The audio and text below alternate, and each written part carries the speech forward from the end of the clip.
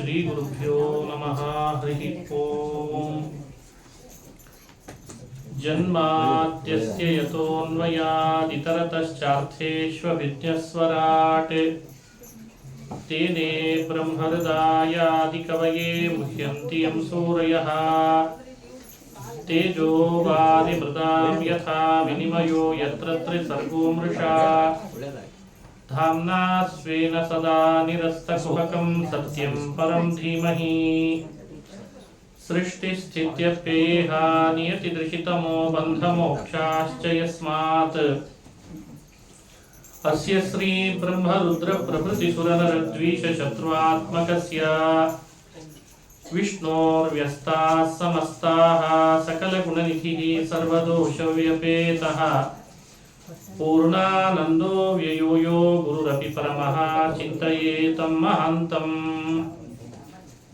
नारायणं नमस्कृत्य नरं चैव नरोत्तमम् देवीं सरस्वतीं व्यासं ततो जयमुदीरयेत्। यं प्रव्रजन्तमनुपेतमपेतकृत्यं द्वैपायनो विरहकातराजुहावा पुत्रेति तन्मयतया तरवोऽपि नेदुः तं सर्वभूतहृदयं मुनिमानतोऽस्मि। अभ्रमं भङ्गरहितम् अजडं विमलं सदा आनन्दतीर्थमतुलं भजे तापत्रयापहम्। मूकोऽपि यत्प्रसादेन मुकुन्दशयनायते राजराजायते रिक्तो राघवेन्द्रं तमाश्रये। आपादमौलिपर्यन्तं गुरूणामाकृतिं स्मरेत् तेन विघ्नाः प्रणश्यन्ति सिद्ध्यन्ति च मनोरथाः।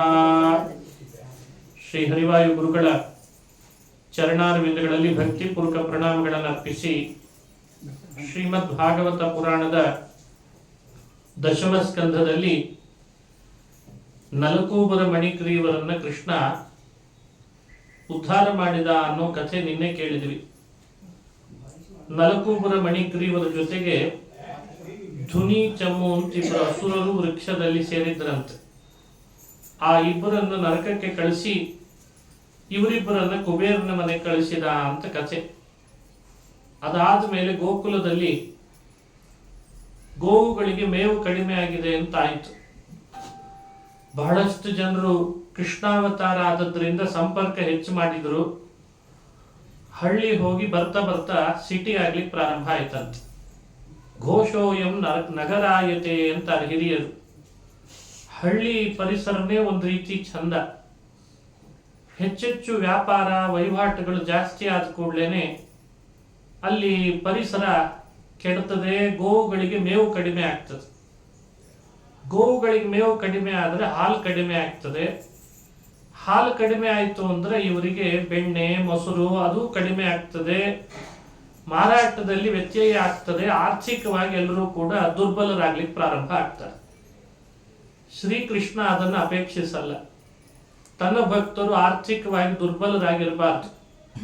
ಎಲ್ಲರೂ ಸ್ವಾವಲಂಬಿಗಳಾಗಿ ಸದೃಢರಾಗಿ ಆರ್ಥಿಕವಾಗಿ ಚೆನ್ನಾಗಿರ್ಬೇಕು ಅಂತ ಎಲ್ಲಿ ಮೇವು ಹೆಚ್ಚಿದೆ ಅಲ್ಲಿಗೆ ಹೋಗೋಣ ಅಂತಂದಂತೆ. ಸರ್ವಸಮರ್ಥ. ಗೋಕುಲದಲ್ಲೇನೆ ಆಕಳುಗಳಿಗೆ ಬೇಕಾಗುವಷ್ಟು ಮೇವನ್ನು ಸೃಷ್ಟಿ ಮಾಡಿ ಕೊಡಬಲ್ಲ. ಆದರೂ ಕೂಡ ವೃಂದಾವನಕ್ಕೆ ಅಂತ ಕೃಷ್ಣ ಎಲ್ಲರನ್ನ ಕರೆದುಕೊಂಡು ಹೋಗ್ತಾನೆ. ಮೊದಲು ಎಲ್ಲರೂ ಬೇಡ ಅಂತಂದ್ರು ವೃಂದಾವನಕ್ಕೆ ಹೋಗೋದು. ಕೃಷ್ಣ ತೋಳುಗಳನ್ನು ಸೃಷ್ಟಿ ಮಾಡಿ ಭಯ ಹುಟ್ಟಿಸಿದ್ದಂತೆ. ವೃಂದಾವನಕ್ಕೆ ಹೋದ್ಮೇಲೆ ತೋಳುಗಳ ಕಾಟ ಇಲ್ಲ ಅಂತಾಯ್ತು. ಭಯ ಪರಿಹಾರ ಮಾಡಿದ ಅಂತ ಕಥೆ. ಅಲ್ಲಿರುವಾಗಲೇನೆ ಬಕಾಸುರ ಅಂತ ಬಂದ. ಕಂಸಭೃತ್ಯ ಬಕಪಕ್ಷಿಯ ರೂಪದಲ್ಲಿ ಬಂದು ಕೃಷ್ಣನ ತಿನ್ನೋಣ ನುಂಗಿ ಬಿಡೋಣ ಅಂತ. ಬಹಳ ದೊಡ್ಡ ಚೊಂಚು. ಅದನ್ನು ಅಗಲ ಮಾಡಿ ಕುತ್ಕೊಂಡಿದ್ದಂತೆ ದೂರದಿಂದ ನೋಡೋರಿಗೆ ಏನೋ ಗುಹೆ ಇದೆ, ಜಾರೋ ಬಂಡೆ ತರ ಕಾಣಿಸ್ತಿತ್ತಂತೆ. ಶ್ರೀಕೃಷ್ಣ ಇದು ಜಾರೋ ಬಂಡೆ ಅಲ್ಲ ಬಕಾಸುರ ಅಂತ ಕಂಡು ಹಿಡಿದಿದ್ದಾನೆ, ಸರ್ವಜ್ಞಾತ. ಆದ್ರೂ ಆಟ ಆಡುವಂತೆ ಅದ್ರ ಒಳಗೆ ಹೋದ. ಅವನು ಕೃಷ್ಣನೇ ಸಿಕ್ಕಾಕೊಂಡಲ್ಲ ಹೇಗಿದ್ರು ಅಂತ ಖುಷಿಪಟ್ಟು ತನ್ನ ಎರಡೂ ಚೊಂಚನ್ನ ಮುಚ್ಚಿದ. ಅಂಗಳ ಭಾಗಕ್ಕೆ ಕೃಷ್ಣ ಒಳಗೆ ಹೋದಾಗ ಅಲ್ಲಿ ಬೆಂಕಿಯ ರೂಪ ತಾಳಿದ್ನಂತೆ. ಬೆಂಕಿ ಆದ ಅಂದಾಗ ಆ ಬಕ ಕೃಷ್ಣನನ್ನು ನುಂಗಿದ್ದಕ್ಕೆ ಬೆಂಕಿ ನುಂಗಿದಾಗಾಯ್ತು. ಬೆಂಕಿ ನುಂಗಿದ್ರೆ ಏನ್ ಪರಿಸ್ಥಿತಿ? ಅಂಗಳ ಎಲ್ಲ ಸುಟ್ಟುಬಿಟ್ನಂತೆ. ಅಯ್ಯಯ್ಯೋ, ಇದು ಬೆಂಕಿ ನುಂಗಿದ್ನೆಲ್ಲ ನಾನು ಅಂತ ಹೊರಗೆ ಹಾಕ್ತಾನೆ. ಹೊರಗೆ ಹಾಕಿದ ಕೂಡಲೇ ಕೃಷ್ಣ, ನನ್ನನ್ನು ನುಂಗಬಾರದ ಜಾಗದಲ್ಲಿ ನುಂಗಿದಿ ನೀನು, ಅದಕ್ಕೆ ಸುಟ್ಟೆ ಅಂತಂದ. ತಂ ತಾಲು ಮೂಲಂ ಪ್ರದಹಂತಮಗ್ನಿವತ್ ಗೋಪಾಲ ಸೂನುಂ ಪಿತರಂ ಜಗದ್ಗುರೋ. ತಾಲು ಮೂಲಂ ಪ್ರದಹಂತಂ ಅಗ್ನಿವತ್, ಅವನ ಅಂಗಳ ಪ್ರದೇಶವನ್ನ ಬೆಂಕಿ ಸುಟ್ಟಾಗಿ ಸುಟ್ಟುಬಿಟ್ನಂತೆ. ಹೊರಗೆ ಹಾಕಿದ ಮೇಲೆ ಮತ್ತೆ ಕೃಷ್ಣನ್ ಮೇಲೆ ಸಿಟ್ಟಿನಿಂದ ಚೊಂಚಿನಿಂದ ಚುಚ್ಚಲಿಕ್ಕೆ ಬಂದ. ಎರಡೂ ಚೊಂಚನ್ನ ಕೈಯಲ್ಲಿ ಹಿಡಿದು ಶೀಳಿ ಒಗದ್ನಂತೆ ಬಕಾಸುರನನ್ನ ಅಂತ ಕಥೆ ಭಾಗವತ ಹೇಳ್ತದೆ. ಏನ್ ಈ ಚರಿತ್ರೆಯ ಸಂದೇಶ? ಶ್ರೀಕೃಷ್ಣ ಬಕಾಸುರನ ಸಂಹಾರ ಮಾಡಿದ್ರಿಂದ ನಮಗೇನ್ ತಿಳಿಸ್ತಾನೆ? ಯಾಕೆ ಅಂಗಳ ಸುಟ್ಟ ಅಂತ ಹಿರಿಯರು ಹೇಳ್ತಾರೆ. ಭಗವಂತ ಒಳ್ಳೆ ಕಂಠ ಕೊಟ್ಟಿರ್ತಾನೆ, ನಾಲಿಗೆ ಕೊಟ್ಟಿದ್ದಾನೆ, ದೇಹ ಸದೃಢ ಆಗಿದೆ, ದೇವರ ನಾಮ ಹೇಳಲಿಕ್ಕೆ ನಾವ್ಯಾರು ಒಲ್ವಿ, ಉಳಿದೆಲ್ಲ ಬೇಕಾದಷ್ಟು ಮಾತಾಡ್ತೀವಿ ಬೇಕಂದ್ರೆ. ಆದ್ರೆ ಭಗವಂತನ ನಾಮ ಹೇಳಲ್ಲ. ದೇವರು ಅದಕ್ಕೆ ತೋರಿಸಿದ, ಬಕಾಸುರ ನಿನಗೂ ಕಂಠ ಕೊಟ್ಟಿದ್ದೇನೆ, ನಾಲಿಗೆ ಕೊಟ್ಟಿದ್ದೇನೆ, ಒಂದಿನ ನನ್ನ ನಾಮ ಹೇಳಲಿಲ್ಲಲ್ಲ, ಯಾಕೆ ಬೇಕು ಸುಮ್ಮನೆ ಅಂತ ಸುಟ್ಟು ಬಿಟ್ಟನಂತ. ಇದು ನಮಗ್ ಕೊಡುವ ಸಂದೇಶ, ಎಚ್ಚರಿಕೆಯ ಸಂದೇಶ ಅಂತದ್ದು. ಭಗವಂತ ದೇಹ ಕೊಟ್ಟಾಗ, ಅಲ್ಲಿರುವ ಅವಯವಗಳು ಸದೃಢರಾಗಿದ್ದಾಗ ನಾವು ದೇವರ ಪೂಜೆ, ನಾಮಸ್ಮರಣೆ, ಪದಗಳನ್ನ ಹಾಡಲೇಬೇಕು. ಅದು ದೇವರ ಪ್ರೀತಿ ಕಾರಣ ಆಗ್ತದೆ. ಅದರಿಂದ ಭಗವಂತ ಒಲಿತಾನೆ. ಇಲ್ದಿದ್ರೆ ಇನ್ನಿತರ ರೋಗಗಳೆಲ್ಲ ಸೇರ್ಕೊಳ್ತದೆ. ಈ ರೀತಿ ಬಕಾಸುರನ ಸಂಹಾರವನ್ನು ತಿಳಿಬಹುದು. ಇನ್ನೊಬ್ಬ ಇದ್ದ ವತ್ಸಾಸುರ ಅಂತ, ಅವನು ಅವತ್ತೇ ಬಂದಿದ್ದಾನೆ, ಆಗ್ಲೇ ಬಂದ. ಕರುಗಳ ಮಧ್ಯದಲ್ಲಿ ಸೇರಿಕೊಂಡು ಕೃಷ್ಣನನ್ನ ಕೊಲ್ಲೋಣ ಅಂತ ಕರುಗಳ ರೂಪದಲ್ಲೇ ಬಂದ. ಕೆಲವರೆಲ್ಲ ಅಸುರರು ಕರುವಿನ ರೂಪದಲ್ಲಿ ಬರ್ತಾರೆ ಅಂದ್ರೆ ಅರ್ಥ ಏನು? ಕೃಷ್ಣ ಅವರ ಎರಡೂ ಕಾಲು ಹಿಡಿದು ಎಳೆದು ಅದನ್ನ ಬೀಸಿ ಎಸೆದಂತೆ ತಾಳೆ ಮರದ ಮೇಲೆ. ಹಸಿವೆ ಆಗಿತ್ತು ಗೋಪಾಲಕರಿಗೆ. ತಾಳೆ ಮರದ ಮೇಲೆ ಹಣ್ಣಿದೆ, ಎತ್ತರ ಬೆಳೆದು ಬಿಟ್ಟಿದ್ದಾವೆ, ತಿನ್ಲಿಕ್ಕೆ ಆಗ್ತಿರ್ಲಿಲ್ಲ. ಈ ಕರುವನ್ನ ಅಂದ್ರೆ ಈ ವತ್ಸಾಸುರನನ್ನ ಯಾವಾಗ ಎಸದ, ತಾಳೆ ಹಣ್ಣೆಲ್ಲ ಕೆಳಗೆ ಬಿತ್ತಂತೆ. ಹಣ್ಣುಗಳನ್ನು ತಿನ್ಲಿಕ್ಕೂ ಆಯ್ತು, ಅಸುರನ ಸಂಹಾರನೂ ಆಯ್ತು ಅಂತ ಕಥೆ ಭಾಗವತದಲ್ಲಿ ಬರ್ತದೆ. ಹೀಗೆ ಕೃಷ್ಣ ಬಲರಾಮರು ಅಸುರರ ಸಂಹಾರದಲ್ಲಿ ಚೆನ್ನಾಗಿ ಪಳಗಿಬಿಟ್ಟಿದ್ದಾರೆ. ಈ ಚರಿತ್ರೆಗಳನ್ನು ಯಾರು ಕೇಳ್ತಾರೆ ಅವರ ಬದುಕಿನಲ್ಲಿ ಎಂತೆಂಥ ವಿಘ್ನಗಳು, ಅನಿಷ್ಟಗಳಿದ್ರೂ ಪರಿಹಾರ ಆಗ್ತದೆ ಅಂತ ಅದರ ವಿವರಣೆಯನ್ನು ಕೊಡ್ತಾರೆ. ಇನ್ನೊಬ್ಬ ಅಸುರ ವೃಂದಾವನದ ಸುತ್ತಲೂ ಕೆಲವು ಕಾಡುಗಳಲ್ಲಿ ಬೆಳಕೊಂಡಿತ್ತಂತೆ, ಒಂದು ಮರದ ರೂಪದಲ್ಲಿ. ಅವನು ಮರದ ರೂಪದಲ್ಲಿ ಬೆಳೆದಿದ್ದ. ಏನ್ ಕೇಳ್ಕೊಂಡಿದ್ದ ಆತ ಅಂದ್ರೆ, ಪ್ರಪಂಚದಲ್ಲಿ ಯಾರೊಬ್ರು ಬದುಕಬಾರದು, ನಾನೊಬ್ಬ ಬದುಕಬೇಕು ಅಂತ ಆಸೆ ಅಂತ. ಜಗದ ಭಾವ ಕೃತೈಕ ಬುದ್ಧಿ ಅಂತಾರೆ. ಅದಕ್ಕೆ ಆತ ಮರದ ರೂಪದಲ್ಲಿ ಇದ್ದ. ಆ ಮರದ ಗಾಳಿ ಬೀಸ್ತು ಅಂದ್ರೆ ಅವರಿಗೊಂದು ಜ್ವರ ಬರ್ತಿತ್ತಂತೆ. ಜ್ವರಕ್ಕೆ ವೈದ್ಯೋಪಚಾರ ಮಾಡಿಸಿದ್ರೆ ಪರಿಹಾರನೇ ಆಗ್ತಿರ್ಲಿಲ್ಲ. ಹಿಂಗೆ ಎಷ್ಟೋ ಆಕಳುಗಳು ಆ ಗಾಳಿ ಬೀಸಿದ್ದಕ್ಕೆ ಸತ್ತೋದು, ಗೋವುಗಳು, ಗೋಪಾಲಕರು ಜ್ವರದಿಂದ ಬಳಲಿಕ್ಕೆ ಪ್ರಾರಂಭ ಆಗಿದ್ರು. ಕೃಷ್ಣ ಯೋಚನೆ ಮಾಡಿದ, ಇದು ಯಾವ ಅಸುರ ಇವನು ಅಂತ. ಅವನು ಉಗ್ರಾಸುರ ಅಂತ ಕರೀತಾರೆ. ಇವಾಗೆಲ್ಲ ಉಗ್ರಗಾಮಿ ಅಂತ ಹೆಸರಿಟ್ಟಿದಾರಲ್ಲ, ಅವಾಗ ಉಗ್ರಾಸುರ ಅಂತ ಅವನು. ಹೀಗೆ ತಪಸ್ಸು ಮಾಡಿ ವರ ಪಡ್ಕೊಂಡು ವೃಕ್ಷದ ರೂಪ ತಾಳಿದ್ರಂತೆ. ಶ್ರೀಕೃಷ್ಣನಿಗೆ ಗೊತ್ತಾಯ್ತು. ಅದಕ್ಕೆ ಕೃಷ್ಣ, ಈ ರೀತಿ ಸಮಾಜ ಘಾತುಕರಿದ್ರೆ ಸಜ್ಜನರೆಲ್ಲ ಏನ್ ಪರಿಸ್ಥಿತಿ ಅವ್ರದ್ದು, ಯಾರು ರಕ್ಷಿಸ್ಬೇಕು ಅಂತ ತಾನೇ ಹೋಗಿ ವೃಕ್ಷವನ್ನು ಸೀಳಿ ಎಷ್ಟು ಜನ ಇದ್ರು ಅವರನ್ನು ಕೊಂದು ಹಾಕಿ ಭೂಭಾರ ಹರಣ ಮಾಡಿದ ಅಂತ ಕಥೆ. ಹೀಗೆ ಕೃಷ್ಣ ಆ ಉಗ್ರಾಸುರ ಸಂಹಾರ ಮಾಡಿದ್ದನ್ನ, ವತ್ಸಾಸುರ ಸಂಹಾರವನ್ನ, ಬಕಾಸುರ ಸಂಹಾರವನ್ನ ಯಾರು ಕೃಷ್ಣ ಮಾಡಿದ್ದನ್ನ ಶ್ರವಣ ಮಾಡ್ತಾರೆ ಅವರ ಅನಿಷ್ಟಗಳೆಲ್ಲ ದೂರ ಆಗ್ತದೆ ಅಂತ ಭಾಗವತದಲ್ಲಿ ಕಥೆ. ಇನ್ನು ಕೃಷ್ಣ ಬೆಳವಣಿಗೆ ಇಲ್ದಿದ್ರು ಬೆಳವಣಿಗೆ ಆದಂತೆ ತೋರದ. ಎಷ್ಟೆಷ್ಟು ಭಗವಂತನ ರೂಪಗಳು ವ್ಯಕ್ತ ಮಾಡಿದ್ದಾನೆ ಕೃಷ್ಣಾವತಾರದಲ್ಲಿ. 1 ವರ್ಷದ ಮಗುವಿನ ರೂಪವೂ ಕೃಷ್ಣಂದೊಂದಿದೆ ಅಂತೆ, 2 ವರ್ಷದ್ದು ಒಂದಿದೆ ಅಂತೆ, 10 ವರ್ಷದ್ದು ಇದೆ ಅಂತೆ. ಆ ಥರದ್ದು ಅನಂತ ರೂಪಗಳು. ಪರಮಾತ್ಮನೇ ಸತತಮೇಕ ರೂಪಿಣೆ. ದಶರೂಪಿಣೆ ಶತಸಹಸ್ರ ರೂಪಿಣೆ ಅಂತಾರೆ. ಯಾಕಂದ್ರೆ ದೇಹ ನಮ್ಮಂತೆ ಆಹಾರದಿಂದ ಬೆಳವಣಿಗೆ ಆಗೋದಲ್ಲ. ಹಾಗಾಗಿ ಅಪ್ರಾಕೃತ ಚಿನ್ಮಯನಾದ ಕೃಷ್ಣ ಅಂಥಂಥ ವಯಸ್ಸಿನ ತಕ್ಕಂತೆ ರೂಪಗಳನ್ನು ವ್ಯಕ್ತಗೊಳಿಸ್ತಿದ್ದಂತೆ. ಹೀಗೆ ಬೆಳವಣಿಗೆಯನ್ನು ತೋರಿಸಿದ. ಕೆಲವೊಮ್ಮೆ ಕೃಷ್ಣ ಪರಮಾತ್ಮ ವೇಣುನಾದವನ್ನು ಮಾಡಿ ಗೋಪಿಕಾ ಸ್ತ್ರೀಯರನ್ನ ತನ್ನೆಡೆಗೆ ಬರಮಾಡಿಕೊಂಡು ಬಹಳಷ್ಟು ಪಶು ಪಕ್ಷಿ ಪ್ರಾಣಿ ಆದಿಯಾಗಿ ತನ್ನ ವೇಣುನಾದದಿಂದಲೇನೆ ಆಕರ್ಷಣೆ ಮಾಡಿದ್ದಂತೆ. ಇದು ಒಂದು ಕೃಷ್ಣನಾಮದ ಅರ್ಥ ಅಂತ ತಿಳಿಸಿದ್ದಾರೆ. ಹಾಗೇನೆ ಒಮ್ಮೆ ಯಮುನಾ ನದಿ ಬಹಳ ವಿಷಮಯವಾಗಿ ಕಾಣ್ತಾ ಇದೆ. ಅದರ ನೀರು ಕುಡಿದು ಗೋವುಗಳೆಲ್ಲ ದಡದ ಮೇಲೆ ಮೂರ್ಛೆ ಬಿದ್ದಿದ್ದು, ಗೋಪಾಲಕರು ಮೂರ್ಛೆ ಬಿದ್ದಿದ್ದು. ಹೀಗೆ ಮುಂದುವರೆದ್ರೆ ಎಲ್ಲರೂ ಮೂರ್ಛೆ ಬೀಳ್ತಾರೆ ನೀರು ಕುಡಿದು. ಏನಾದರೂ ಮಾಡಿ ಕಾಳಿಂಗನನ್ನ ಕಳಿಸ್ಬೇಕಿಲ್ಲಿದ ಅಂತ ಶ್ರೀಕೃಷ್ಣ ಚೆಂಡು ತರೋ ನೆಪ ಮಾಡಿ ನೀರಿಗೆ ಧುಮುಕಿದ. ನೀರಿಗೆ ಧುಮುಕಿದಾಗ ಯಾರೋ ಪರಪುರುಷ ಅನ್ಕೊಂಡಿದ್ದಾನೆ. ಪರಮ ಪುರುಷನನ್ನ ಪರಪುರುಷ ಅಂತ ಭಾವಿಸಿದ ಕಾಳಿಂಗ ಸರ್ಪ ಬೆನ್ನಿನ ಮೇಲೆ ಏಟಾಕಿದ್ದಂತೆ ಕೃಷ್ಣನಿಗೆ ಬಾಲದಿಂದ. ಮೊದಲನೇ ಬಾರಿ ಸಹಿಸಿದ, ಎರಡನೇ ಬಾರಿ ಸಹಿಸಿದ, ಮೂರನೇ ಬಾರಿ ಬಾಲದಿಂದ ಹೊಡಿಲಿಕ್ಕೆ ಹೋಗುವಾಗ ಶ್ರೀಕೃಷ್ಣ ಎಡಗೈಯಿಂದ ಆ ಬಾಲ ಗಟ್ಟಿ ಹಿಡಿದು ಬಿಟ್ಟನಂತೆ.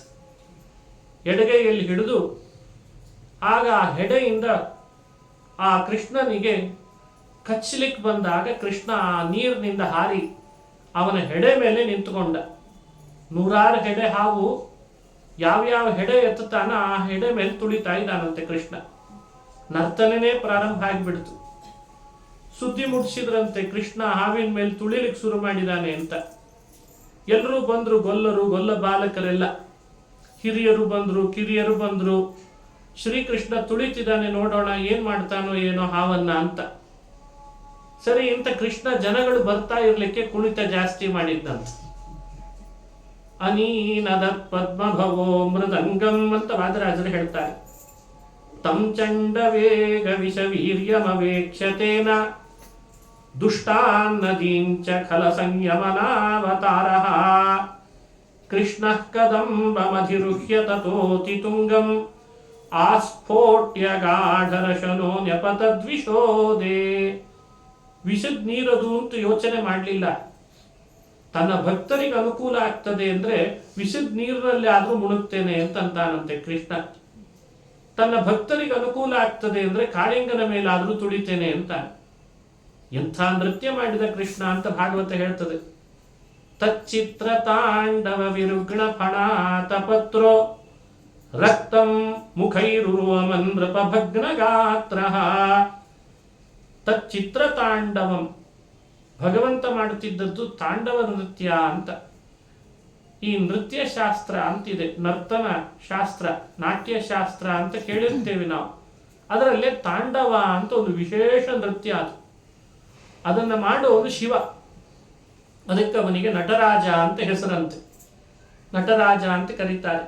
ಅದ್ಭುತವಾದ ನಟನೆ. ಅಂಥ ಶಿವನೂ ನೋಡ್ಲಿಕ್ಕೆ ಬಂದಿದ್ದಂತೆ ಕೃಷ್ಣ ತಾಂಡವ ಮಾಡುವಾಗ. ಅದನ್ನು ಹೇಳ್ತಾರೆ, ಸ್ಮೃತ್ವಾ ಚರಾಚರ ಗುರುಂ ಪುರುಷಂ ಪುರಾಣಂ ನಾರಾಯಣಂ ತಮರಣಂ ಮನಸಾ ಜಗಾಮ. ಚಿತ್ರ ತಾಂಡವ ಮಾಡ್ತಾ ಇದ್ರೆ ಬ್ರಹ್ಮದೇವರು ಮೃದಂಗ ತಂದಿದ್ದಾರೆ, ರುದ್ರದೇವರು ತಾಳ ತಂದಿದ್ದಾರೆ, ಹನುಮಂತ ಕಿಂಪುರುಷ ಖಂಡದಿಂದ ಹಾರಿ ಗಾನ ಮಾಡ್ತಾ ಇದ್ದಾನಂತೆ. ಕೇಳಿದರೆ ಎಲ್ಲಾದ್ರೂ ಆಂಜನೇಯ ಒಬ್ಬ ನೃತ್ಯ ಮಾಡ್ತಿದ್ರೆ ಗಾನ ಮಾಡ್ತಿದ್ದ ಅಂತ ಇನ್ಯಾವುದಾದ್ರೂ ಇತಿಹಾಸದಲ್ಲಿ ಕೇಳ್ತೇವ?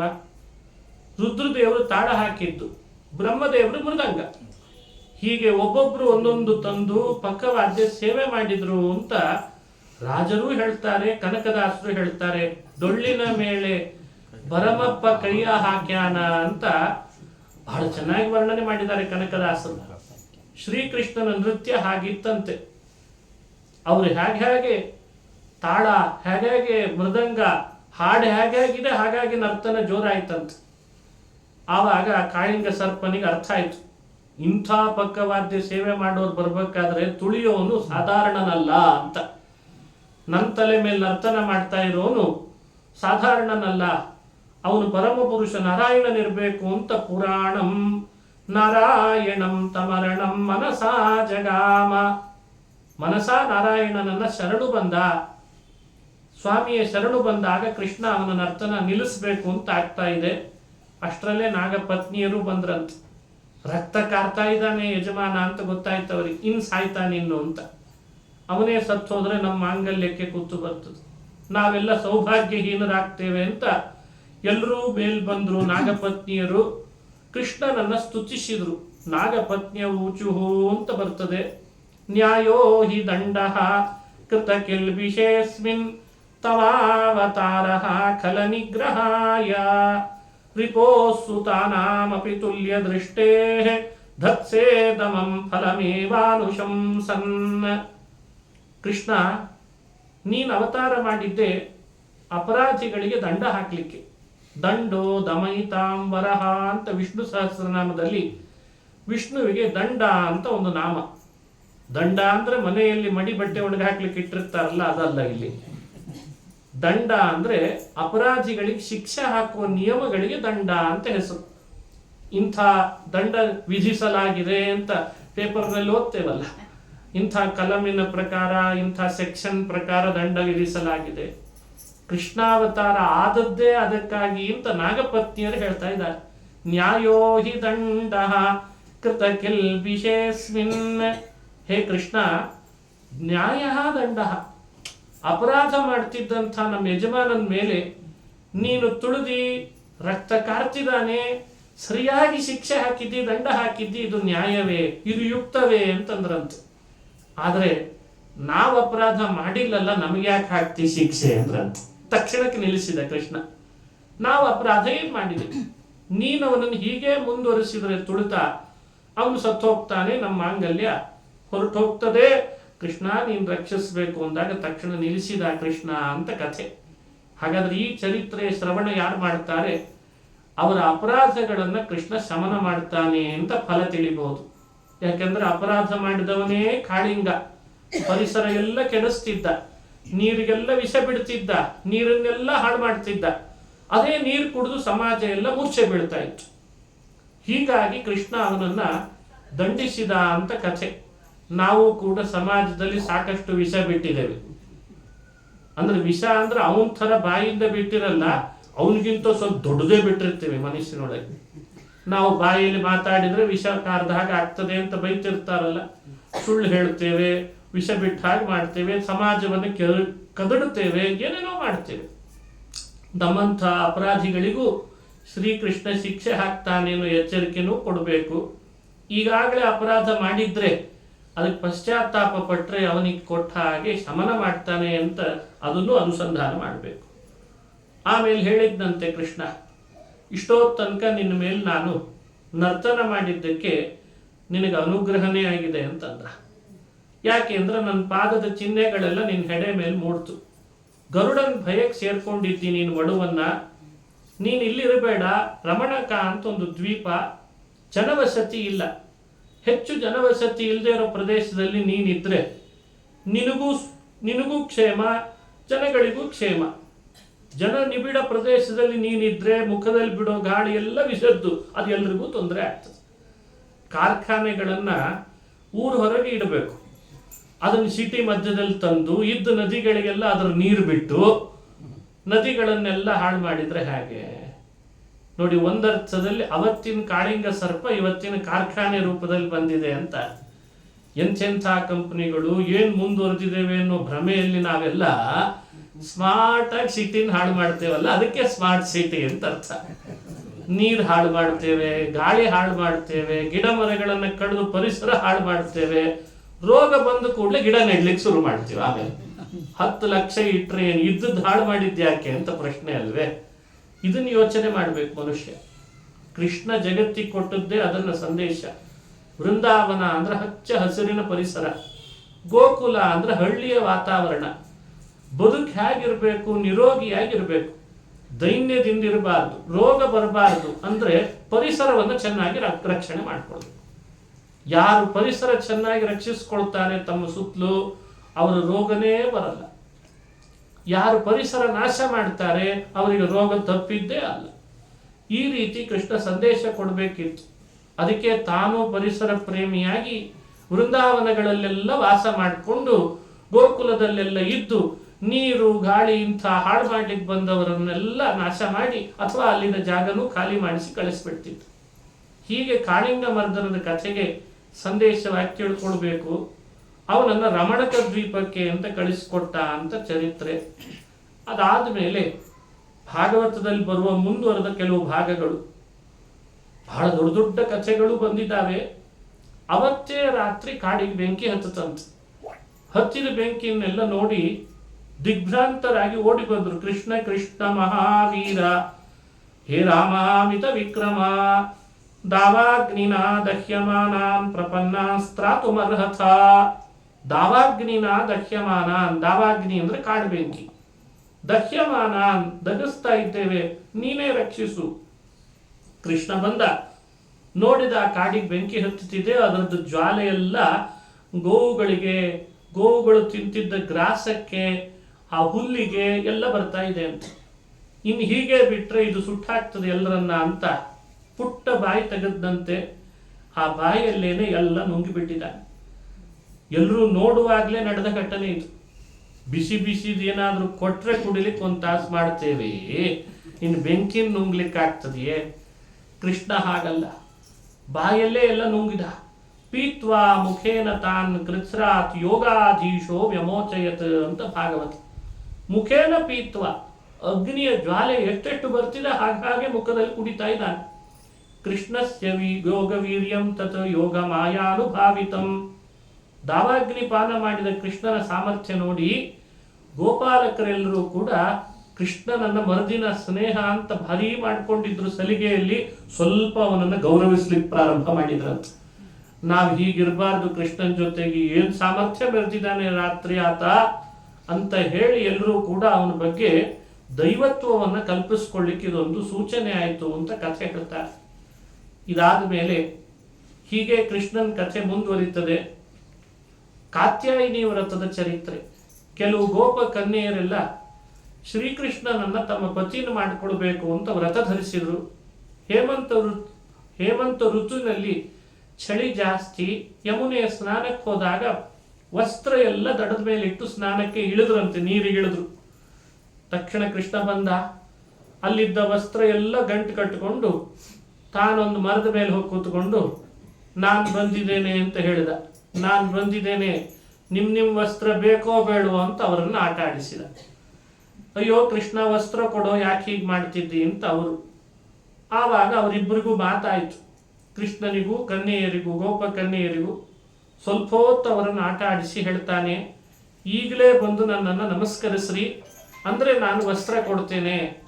ನಮಸ್ಕರಿಸ್ಲಿಕ್ಕೆ ಲಜ್ಜೆ ಪಟ್ರಂತೆ. ಮೊದಲು ಒಂದು ಕೈಯಿಂದ ನಮಸ್ಕಾರ ಮಾಡಿದ್ದಾರೆ. ಕೃಷ್ಣ ಅಂತಾನೆ ಒಂದು ಕೈಯಿಂದ ಬೇಡ, ಎರಡೂ ಕೈಯಿಂದ ಮಾಡಬೇಕು ಅಂದ. ಶ್ರೀಕೃಷ್ಣ ಸರ್ವತ್ರ ವ್ಯಾಪಿಸಿರುವವ, ಅವನಿಲ್ಲದ ಸ್ಥಳವೇ ಇಲ್ಲ. ಇಂದಲ್ಲ ನಾಳೆ ಅವನೇ ನಮ್ಮ ಯಜಮಾನ, ಅವನ ಹತ್ರ ಏನ್ ಲಜ್ಜೆ ಅಂತ ಕೃಷ್ಣನ ಮಹಿಮೆಯನ್ನು ಅರಿತುಕೊಂಡು ಎಲ್ಲ ಗೋಪಿ ಕನ್ಯೆಯರು ಮೇಲ್ ಬಂದು ನಮಸ್ಕಾರ ಮಾಡಿದ ಮೇಲೆ ವಸ್ತ್ರ ಕೊಟ್ಟ ಅಂತ ಕಥೆ. ಮೇಲ್ನೋಟಕ್ಕೆ ಈ ಕಥೆ ಯಾಕೆ ಮಾಡಿದ, ಏನಿಲ್ಲಿ ಅಂತ ಅರ್ಥ ಆಗಲ್ಲ. ಭಾಗವತದಲ್ಲಿ ಶುಕಮುನಿಗಳು ಹೇಳ್ತಾರೆ, ಯೂಯಂ ವಿವಸ್ತ್ರ ಯದಪೋ ಧೃತವ್ರತ ವ್ಯಗಾಹತೈ ತತ್ತದು ದೇವ ಹೇಲನಂ. ವಸ್ತ್ರವೇ ಇಲ್ಲದೆ ಸ್ನಾನ ಮಾಡಬಾರ್ದು ಅಂತ ಶಾಸ್ತ್ರ. ಮೈ ಮೇಲೆ ವಸ್ತ್ರನೇ ಇಲ್ಲದೆ ಸ್ನಾನ ಮಾಡಬಾರ್ದು, ಒಂದೇ ವಸ್ತ್ರದಿಂದಲೂ ಸ್ನಾನ ಮಾಡಬಾರ್ದು. ನೋಡಿ ಎಂತೆಂಥ ಧರ್ಮದ ಸ್ಥಾಪನೆಯನ್ನು ಕೃಷ್ಣ ಮಾಡಿದ್ದಾನೆ ತನ್ನ ಅವತಾರದಲ್ಲಿ. ಅದಕ್ಕೆ ಧರ್ಮ ಸಂಸ್ಥಾಪನಾರ್ಥಾಯ ಸಂಭವಾಮಿ ಯುಗೆ ಯುಗೆ. ನಮಗಿದೊಂದು ಸಣ್ಣ ವಿಷಯ ಅಂತ ಅನಿಸ್ಬೋದಲ್ಲ, ಏನ್ ದಿನ ಸ್ನಾನ ಮಾಡುವಾಗ ವಸ್ತ್ರದ ಬಗ್ಗೆ ಇಷ್ಟು ಹೇಳ್ಬೇಕಾ ಅಂತ. ಅವು ಧರ್ಮಗಳೇ ಅಲ್ವೇ ಆಚಾರ ಅನ್ನೋದು. ಏಕವಸ್ತ್ರ ಸ್ನಾನ ನಿಷಿದ್ಧ, ವಸ್ತ್ರನೇ ಇಲ್ಲದೆ ವಿವಸ್ತ್ರ ಸ್ನಾನವು ನಿಷಿದ್ಧ. ಧರಿಸಿದ್ದಾರೆ ಕಾತ್ಯಾಯಿನಿ ವ್ರತ. ವ್ರತ ಮಾಡುವಾಗ ಹೀಗೆ ಅಪರಾಧ ಆಯಿತು ಅಂದ್ರೆ ವ್ರತಕ್ಕೆ ಲೋಪ ಬರ್ತಿತ್ತು. ಅವರ ವ್ರತ ಲೋಪ ಬರಬಾರ್ದು ಅಂತ ಕೃಷ್ಣ ವಸ್ತ್ರಾಪಹಾರ ಮಾಡಿದ್ದಂತೆ. ಅಪಹರಿಸಿ ಅವರಿಗೆ ಹೇಳ್ತಾನೆ, ಯೂಯಂ ವಿವಸ್ತ್ರಾಹ ಯದಪೋ ಧೃತವ್ರತಾಹ.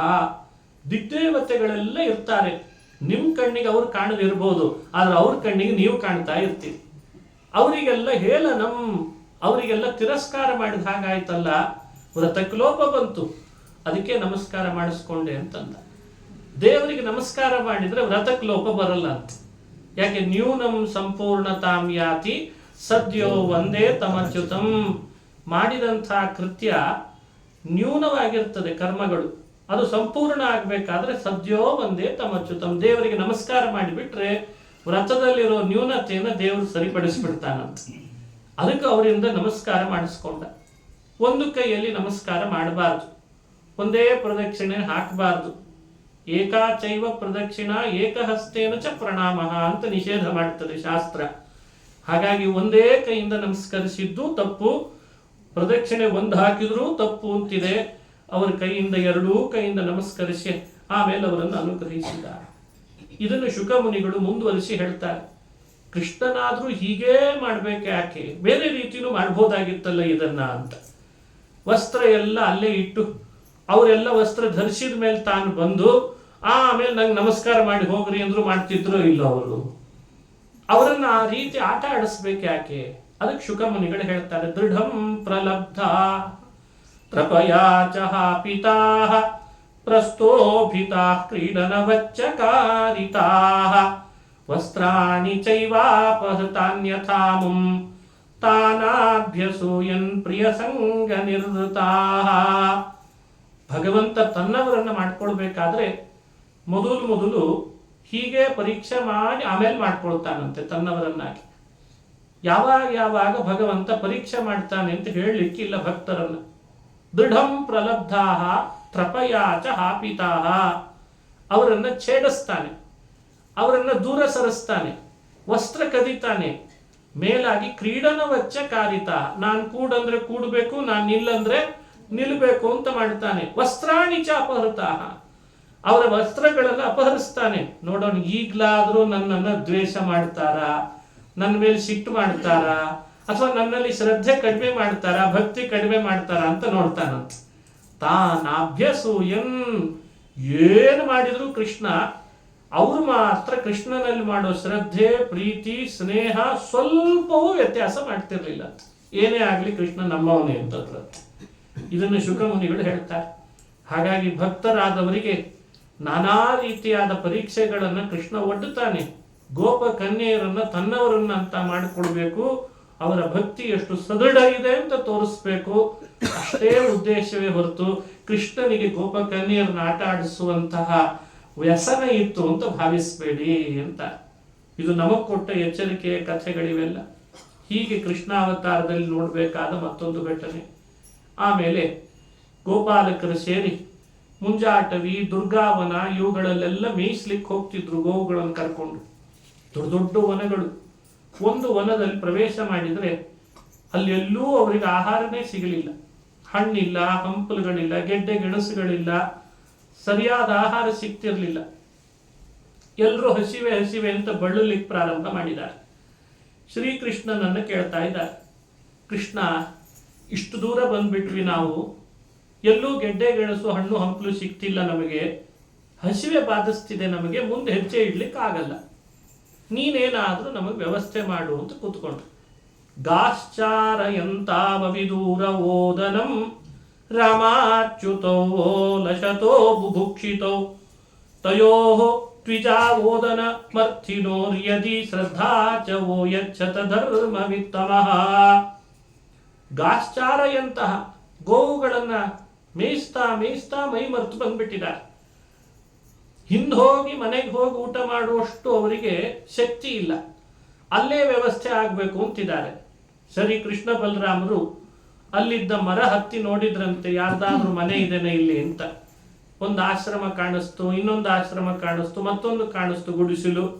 ಅಲ್ಲೆಲ್ಲ ಹೊಗೆ ಬರ್ತಿತ್ತು, ಯಾರೋ ಹೋಮ ಮಾಡ್ತಿದ್ದಾರೆ, ಅಡಿಗೆ ಮಾಡ್ತಿದ್ದಾರೆ ಅಂತ ಅನಿಸಿ ಕೃಷ್ಣ ಹೇಳಿದ್ದಂತೆ ಆ ಗೋಪಾಲಕರಿಗೆ, ಇಲ್ಲೇ ಸ್ವಲ್ಪ ದೂರದಲ್ಲಿ ಕಾಣಿಸ್ತಿದೆ ನನಗೆ, ನಾವಿಬ್ರು ಇಲ್ಲಿರ್ತೇವೆ, ನೀವು ಅಲ್ಲಿಗೆ ಹೋಗ್ರಿ, ಕೃಷ್ಣ ಬಲರಾಮರು ಬಂದಿದ್ದಾರೆ, ಒಂದಿಷ್ಟೇನಾದ್ರೂ ಹೊಟ್ಟೆ ಕೊಡ್ರಿ ಅಂತ ಕೇಳ್ರಿ, ಕೊಡ್ತಾರೆ ಅಂತ ಹೇಳ್ತಾರೆ. ಹೇಳಿದ್ದೇ ತಡ ಓಡಿದ್ರಂತವರೆಲ್ಲ. ಹಸಿವೆ ಹಾಗೆ ಓಡಿಸ್ತದೆ ಮನುಷ್ಯರನ್ನ ಅಂತಾರಲ್ಲ, ಹಾಗೆ ಹಸಿವೆ ಆಗಿದೆ, ಓಡ್ತಾರೆ. ಓಡೋಡಿ ಹೋಗಿ ಅಲ್ಲಿ ಇದ್ದಂತಹ ಆ ಯಜ್ಞ ಮಾಡ್ತಿದ್ದ ವಿಪ್ರರನ್ನ ಕೇಳ್ತಾರೆ, ಹೇ ಭೂಮಿ ದೇವ ಶೃಣುತ ಕೃಷ್ಣಸ್ಯಾದೇಶಕಾರಿಣಃ ಪ್ರಾಪ್ತಾನ್ ಜಾನೀತ ಭದ್ರಂವೋ ಗೋಪಾನ್ನೋ ರಾಮಚೋದಿತಾನ್. ಭೂದೇವತೆಗಳಿರ ಹಸಿವೆ ಆಗಿದೆ, ಕೃಷ್ಣನ ಆದೇಶ ಪಾಲನೆ ಮಾಡ್ಕೊಂಡಿರೋರು ನಾವು, ಅವ ಹೇಳಿ ಕಳಿಸಿದಾನೆ, ಏನಾದರೂ ಒಂದಿಷ್ಟು ತಿನ್ಲಿಕ್ಕೆ ಕೊಡ್ಬೇಕಂತೆ ಅಂತ ಹೇಳಿದ್ರು. ಅವರೆಲ್ಲ ಪೂರ್ಣಾಹುತಿ ಆಗದೆ ಹಾಕಿ ಕೊಡೋದು ಅಂತ ಚರ್ಚೆ. ಕೃಷ್ಣ ಬಂದಿದ್ದಾನೆ, ಬಲರಾಮ ಬಂದಿದ್ದಾನೆ ಅಂತ ಹೇಳ್ತಿದ್ದಾರೆ, ಅವನ ಆದೇಶ ಪಾಲನೆ ಮಾಡ್ತಿರೋರು ನಾವು ಅಂತಿದ್ದಾರೆ. ಆದ್ರೆ ಅವರಿಗೆ ಇನ್ನೂ ಪೂರ್ಣಾಹುತಿ ಆಗಿಲ್ಲ, ನೈವೇದ್ಯ ಆಗಿಲ್ಲ, ವೈಶ್ವದೇವ ಆಗಿಲ್ಲ ಅಂತ ಚರ್ಚೆ. ಹಾಗಾಗಿ ಅವರೆಲ್ಲರೂ ಅವರನ್ನ ತಿರಸ್ಕರಿಸಿದ್ರು.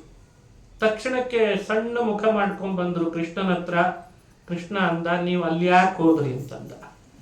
ಪುರುಷರ ಮನಸ್ಸು ಯಾವಾಗಲೂ ಕಠೋರ ಜಾಸ್ತಿ, ಅವರಿಗೆ ಹಸಿವೆ ಅರ್ಥ ಆಗಲ್ಲ. ಅದ್ರ ಹಿಂಬದಿಯಲ್ಲಿ ಒಂದು ಪಾಕಶಾಲೆ ಇದೆ, ಅಲ್ಲಿಗೆ ಹೋಗ್ಬೇಕಿತ್ತು, ಸ್ತ್ರೀಯರು ಇರ್ತಾರೆ, ನನ್ನ ಹೆಸರು ಹೇಳ್ರಿ ಅಂತನ್ನಂತ. ನೋಡ್ರಿ, ಅವತ್ತಿನಿಂದ ಸ್ತ್ರೀಯರ ಬಗ್ಗೆ ಕೃಷ್ಣನಿಗೆ ಯಾವ ಭಾವ ಇತ್ತು ಅಂತ ಗೊತ್ತಾಗ್ತದೆ. ಸರಿ ಅಂತ ಓಡೋಡಿ ಅಲ್ಲಿಗೆ ಹೋದ್ರು. ಅವರನ್ನು ಕೇಳಿದ್ರೆ, ಕೃಷ್ಣ ಬಲರಾಮ ಬಂದಿದಾನ, ಕೃಷ್ಣ ಬಂದಿದಾನ, ಇನ್ನೇನು ಇನ್ನು ನಮ್ಮ ಬದುಕು ಸಾರ್ಥಕ ಆಯಿತು ಅಂತ ಚಾತುರ್ವಿಧಂ ಬಹುಗುಣಮನ್ನ ಮಾದಾಯ ಭಾಜನೈಹಿ ಅಭಿಸಸ್ರು ಪ್ರಿಯಂ ಸರ್ವಾ ಸಮುದ್ರಮಿವ ನಿಮ್ನಗಾ. ಚತುರ್ವಿಧಂ, 4 ವಿಧವಾದ ಭಕ್ಷ್ಯ ಭೋಜ್ಯಗಳು ಏನೆಲ್ಲ ಇತ್ತೋ ಎಲ್ಲ ತಗೊಂಡ್ರಂತ. ತಲೆ ಮೇಲೆ ಒಂದು, ಟೊಂಕದಲ್ಲಿ ಒಂದು, ಕೈಯಲ್ಲಿ 2 ಹಿಡ್ಕೊಂಡ್ರು, ಹೊರಟೇ ಬಿಟ್ರಂತ. ನದಿ ಹೊರಟಿದ್ದಾರೆ, ಸಮುದ್ರದ ಬಳಿಗೆ ನದಿ ಹೋದಾಗ.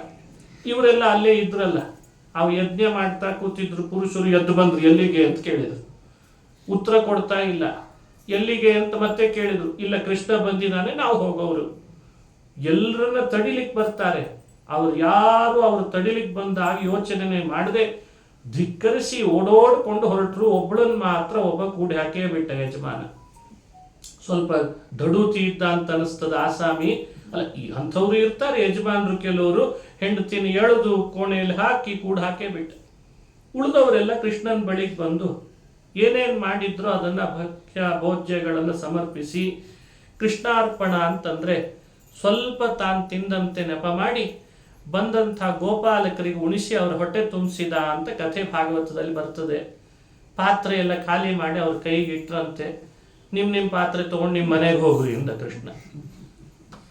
ವಿಪ್ರಪತ್ನ್ಯ ಊಚುಃ ಮೈವಂ ವಿಭೋರ್ಹತಿ ಭವಾನ್ ಗದಿತುಂ ನೃಶಂಸಂ ಸತ್ಯಂ ಕುರುಷ್ವ ನಿಗಮಂ ತವ ಪಾದಮೂಲಂ ಪ್ರಾಪ್ತಾ ವಯಂ ತುಳಸಿದಾಮ ಪದಾವ ಸೃಷ್ಟಂ ಕೇಶೈರ್ನಿವೋಢಮತಿಲಂಘ್ಯ ಸಮಸ್ತ ಬಂಧೂನ್. ನೋಡಿ, ವಿಪ್ರಪತ್ನಿಯರಿಗೆ ಎಷ್ಟು ತಿಳುವಳಿಕೆ ಇತ್ತು. ಅವರು ಹೇಳ್ತಾರೆ, ನಮ್ಮನ್ನ ಮತ್ತೆ ಮನೆಗೆ ಹೋಗುವಂತಿದ್ದಿ, ಹಾಗಾದ್ರೆ ವೇದಗಳೆಲ್ಲ ಸುಳ್ಳ ಅಂತ ಕೇಳಿದ್ರಂತವ್ರು. ವೇದಗಳ ಆಡಿದ ಮಾತುಗಳನ್ನ ಸುಳ್ಳು ಮಾಡಬೇಡ. ಮೈವಂ ವಿಭೋ ಅರ್ಹತಿ ಭವಾನ್ ಗದಿತುಂ ನೃಶಂಸಂ ಸತ್ಯಂ ಕುರುಷ್ವ ನಿಗಮಂ.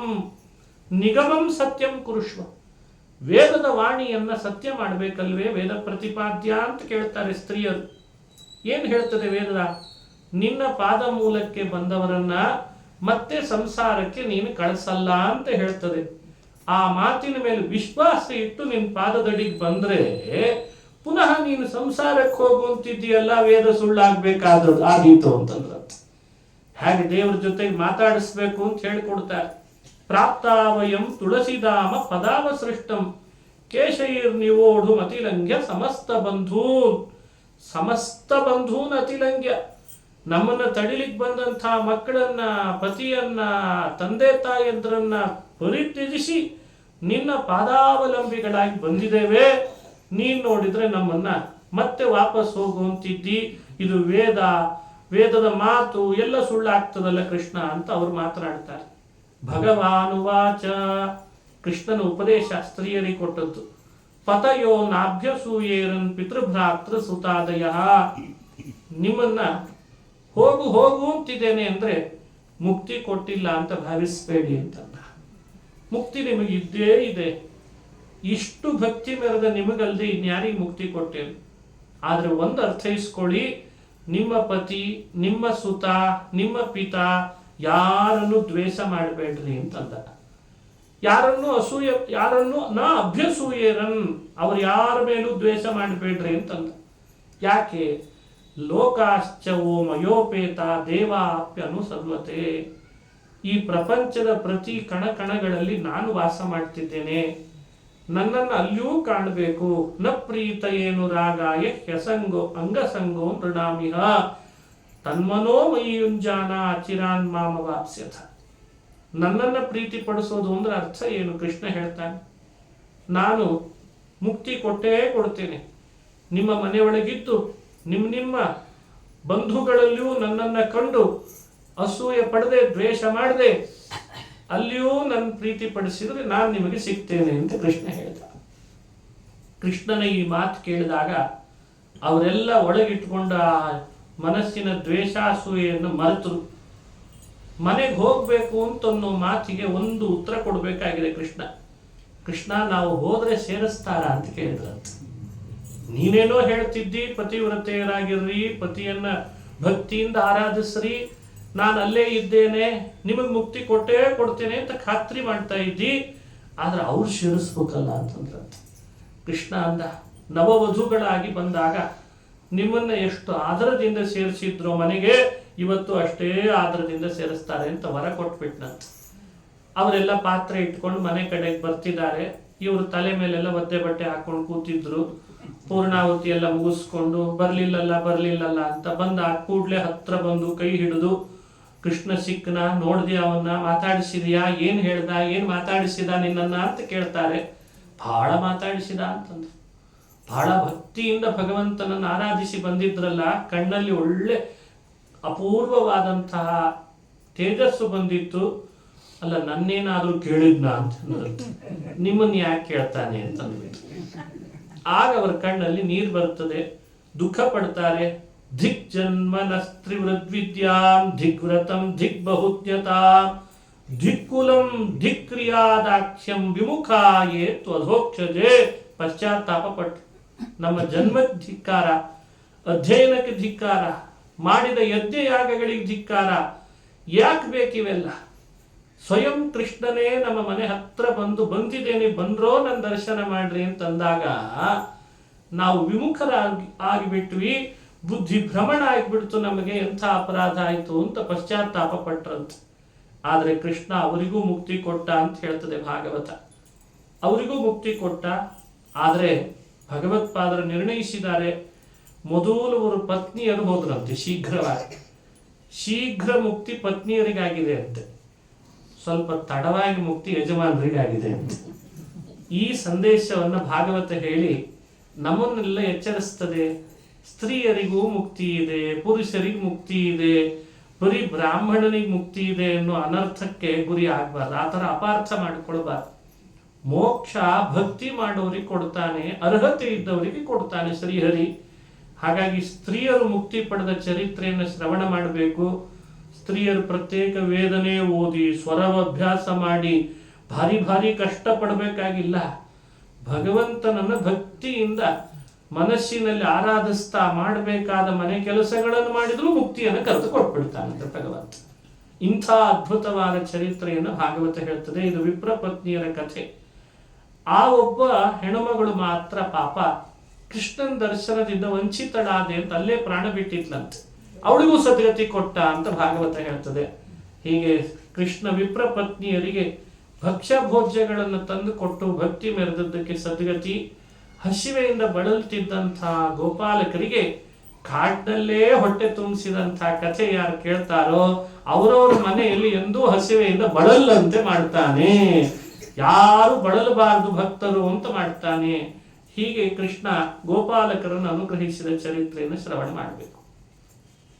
ಕೃಷ್ಣನ ಮತ್ತೊಂದು ಕಥೆ ಗೋವರ್ಧನವನ್ನು ಉದ್ಧರಿಸಿದಂತಹ ಚರಿತ್ರೆ. ಒಮ್ಮೆ ಬಹಳ ಸಂಭ್ರಮ, ಭಾರಿ ಸಂಭ್ರಮ ನಡೀತಾ ಇದೆ ಮನೆಗಳಲ್ಲಿ. ಏನ್ ಸಂಭ್ರಮ ಇದು ಅಂತ ಕುತೂಹಲದಿಂದ ಕೇಳಿದ ಕೃಷ್ಣ. ಇಲ್ಲ, ಪ್ರತಿ ವರ್ಷ ಮಾಡುವ ಯಾಗ ಇಂದ್ರಮಖ ಅಂತ ಕರೀತಾರೆ. ಈ ಬಾರಿನೂ ಮಾಡ್ತಿದ್ದೇವೆ ನಾವು. ಇಂದ್ರನಿಗೆ ಮಖ ಅಂದ್ರೆ ಯಾಗ ಮಾಡಿಬಿಟ್ರೆ ಪೂಜಿಸಿದ್ರೆ ಅವನು ಮಳೆ ಬೆಳೆ ಕೊಡ್ತಾನೆ, ಅದಕ್ಕೇನೆ ಅಂತ. ಶ್ರೀಕೃಷ್ಣ ಮಳೆ ಕೊಡೋನು ಇಂದ್ರ ಅಂತ ತಿಳಿದಿದ್ರಲ್ಲ ಗೊಲ್ಲರೆಲ್ಲ, ಅವ್ರಿಗೆ ಸ್ವಲ್ಪ ತಿದ್ದುಪಡಿ ಮಾಡಬೇಕು ಅಂತ ಅನಿಸ್ತಂತೆ. ಅದಕ್ಕೆ ಕೃಷ್ಣಂ ಒಂದೇ ಜಗದ್ಗುರುಂ. ಹಾಗೆ ಗೊಲ್ಲ ಬಾಲಕರನ್ನು ಕೂಡ ತಿದ್ದುತ್ತಾನೆ ಕೃಷ್ಣ. ಅಲ್ಲಿಗೆ ಈ ಚರಿತ್ರೆ. ಇಂದ್ರ ಮಳೆ ಕೊಡ್ತಾನೆ, ಇಂದ್ರ ಮೋಡಗಳಿಗೆ ರಾಜ, ಮೇಘರಾಜ ಅಂತಂದಾಗ ಅವರಿಗೆ ಸ್ವಲ್ಪ ಪಾಠ ಮಾಡೋಣ ಅನ್ನಿಸ್ತು. ಎಲ್ಲರನ್ನ ಕರೆಸಿ ಹೇಳ್ತಾನೆ, ದೇವಲೋಕ ಅಂದ್ರೆ ನೀವೇನು ತಿಳಿದಿದ್ದೀರಿ? ಬೆಳೆ ಕೊಡೋನು, ಮಳೆ ಕೊಡೋನು, ಬೆಳಕು ಕೊಡೋನು, ಇದೆಲ್ಲ ಯಾರು ಅಂತ ತಿಳಿದಿದ್ದೀರಿ ಅಂತಂದ. ಕೃಷ್ಣ ನಮ್ಗೇನು ಗೊತ್ತೋ ಮೊದಲಿನವ್ರು ಹೇಳ್ಕೊಂಡ್ ಬಂದಿದ್ದಾರೆ ಅಷ್ಟು ಹೇಳ್ತಿದ್ದೇವೆ ಅಂದ್ರಂತೆ ಪಾಪ ಅವರು. ಆಗ ಕೃಷ್ಣ ಉಪದೇಶ ಮಾಡ್ತಾ ಇದ್ದಾನೆ, ಮಳೆ ಬೆಳೆ ಕೊಡೋನು ಇಂದ್ರ ಅಂತನ್ನೋ ಮಾತನ್ನ ಹಿಂತೆಗಿಬೇಕು ನೀವು. ನಿಜವಾದ ಮಹಿಮೆ ಏನ್ ಹಾಗಾದ್ರೆ? ಅದಕ್ಕೊಂದು ಉದಾಹರಣೆ. ಭಗವಾನುವಾಚ ಅಸ್ತಿ ಚೇದೀಶ್ವರ ಕಶ್ಚಿತ್ ಫಲರೂಪ್ಯನ್ಯ ಕರ್ಮಣ ಕರ್ತಾರಂ ಭಜತೆ ಸೋಪಿ ನಹ್ಯ ಕರ್ತು ಪ್ರಭು ಹಿ ಸಹ. ಯಾರು ಕರ್ತಾರಂ ಭಜತೆ, ನಿಜವಾದ ಕರ್ತೃ ಯಾರೋ ಅವನನ್ನು ಆರಾಧನೆ ಮಾಡ್ಬೇಕಲ್ವೇ? ನೀವು ಅವನನ್ನಲ್ಲದೆ ಅವನ ಸೇವಕನನ್ನು ಆರಾಧನೆ ಮಾತ್ರ ಮಾಡಿದ್ರೆ ಹೇಗೆ ಅಂತ ಕೇಳಿದ್ನಂತೆ. ಒಂದು ದೊಡ್ಡ ಮರ ಇದೆ, ಮರದಲ್ಲಿ ಹೂವು ಹಣ್ಣು ಬಿಡೋದೆಲ್ಲ ಗೆಲ್ಲುಗಳಲ್ಲಿ. ನಮಗ್ ಬೇಕಾದ ಹಣ್ಣು ಕೊಡ್ತಲ್ಲ ಈ ಗೆಲ್ಲು ಅಂತ ನೀರು ಅದಕ್ಕೆ ಉಗ್ಗುತ್ತಾರ? ಒಂದು ವೇಳೆ ಉಗ್ಗಿದ್ರೂ ಮರ ನೀರು ಕುಡಿಬೇಕಾದ್ರೆ ಮತ್ತೆ ಬೇರಿನಿಂದಲೇ ಕುಡಿಬೇಕಲ್ವೇ? ಇದು ಕೃಷ್ಣ ಕೊಟ್ಟಂತ ಉದಾಹರಣೆ. ಈ ದೊಡ್ಡ ಪ್ರಪಂಚ, ಇದು ದೊಡ್ಡ ಮರ. ಈ ಮರದ ಮೂಲ ಬೇರು ಯಾರು? ನಾನು ಅಂತಾನೆ ಭಗವಂತ, ಅಂದ್ರೆ ನಾರಾಯಣ. ಈ ಪ್ರಪಂಚದ ವೃಕ್ಷದ ಮೂಲ ಬೇರು ನಾರಾಯಣ. ಈ ಪ್ರಪಂಚದ ವೃಕ್ಷದಲ್ಲಿ ಗೆಲ್ಲುಗಳಿದ್ದ ಹಾಗೆ ದೇವತೆಗಳಂತೆ. ದೇವತೆಗಳೆಲ್ಲ ನಮ್ಮ ಕಣ್ಣು ಮುಂದೆ ಕಾಣೋ ಹಾಗೆ ಫಲ ಕೊಡ್ತಿರ್ತಾರೆ. ಅವರೇ ಕೊಟ್ರು ಅಂತ ಭ್ರಮಿಸ್ಬಿಡ್ಬಾರ್ದು.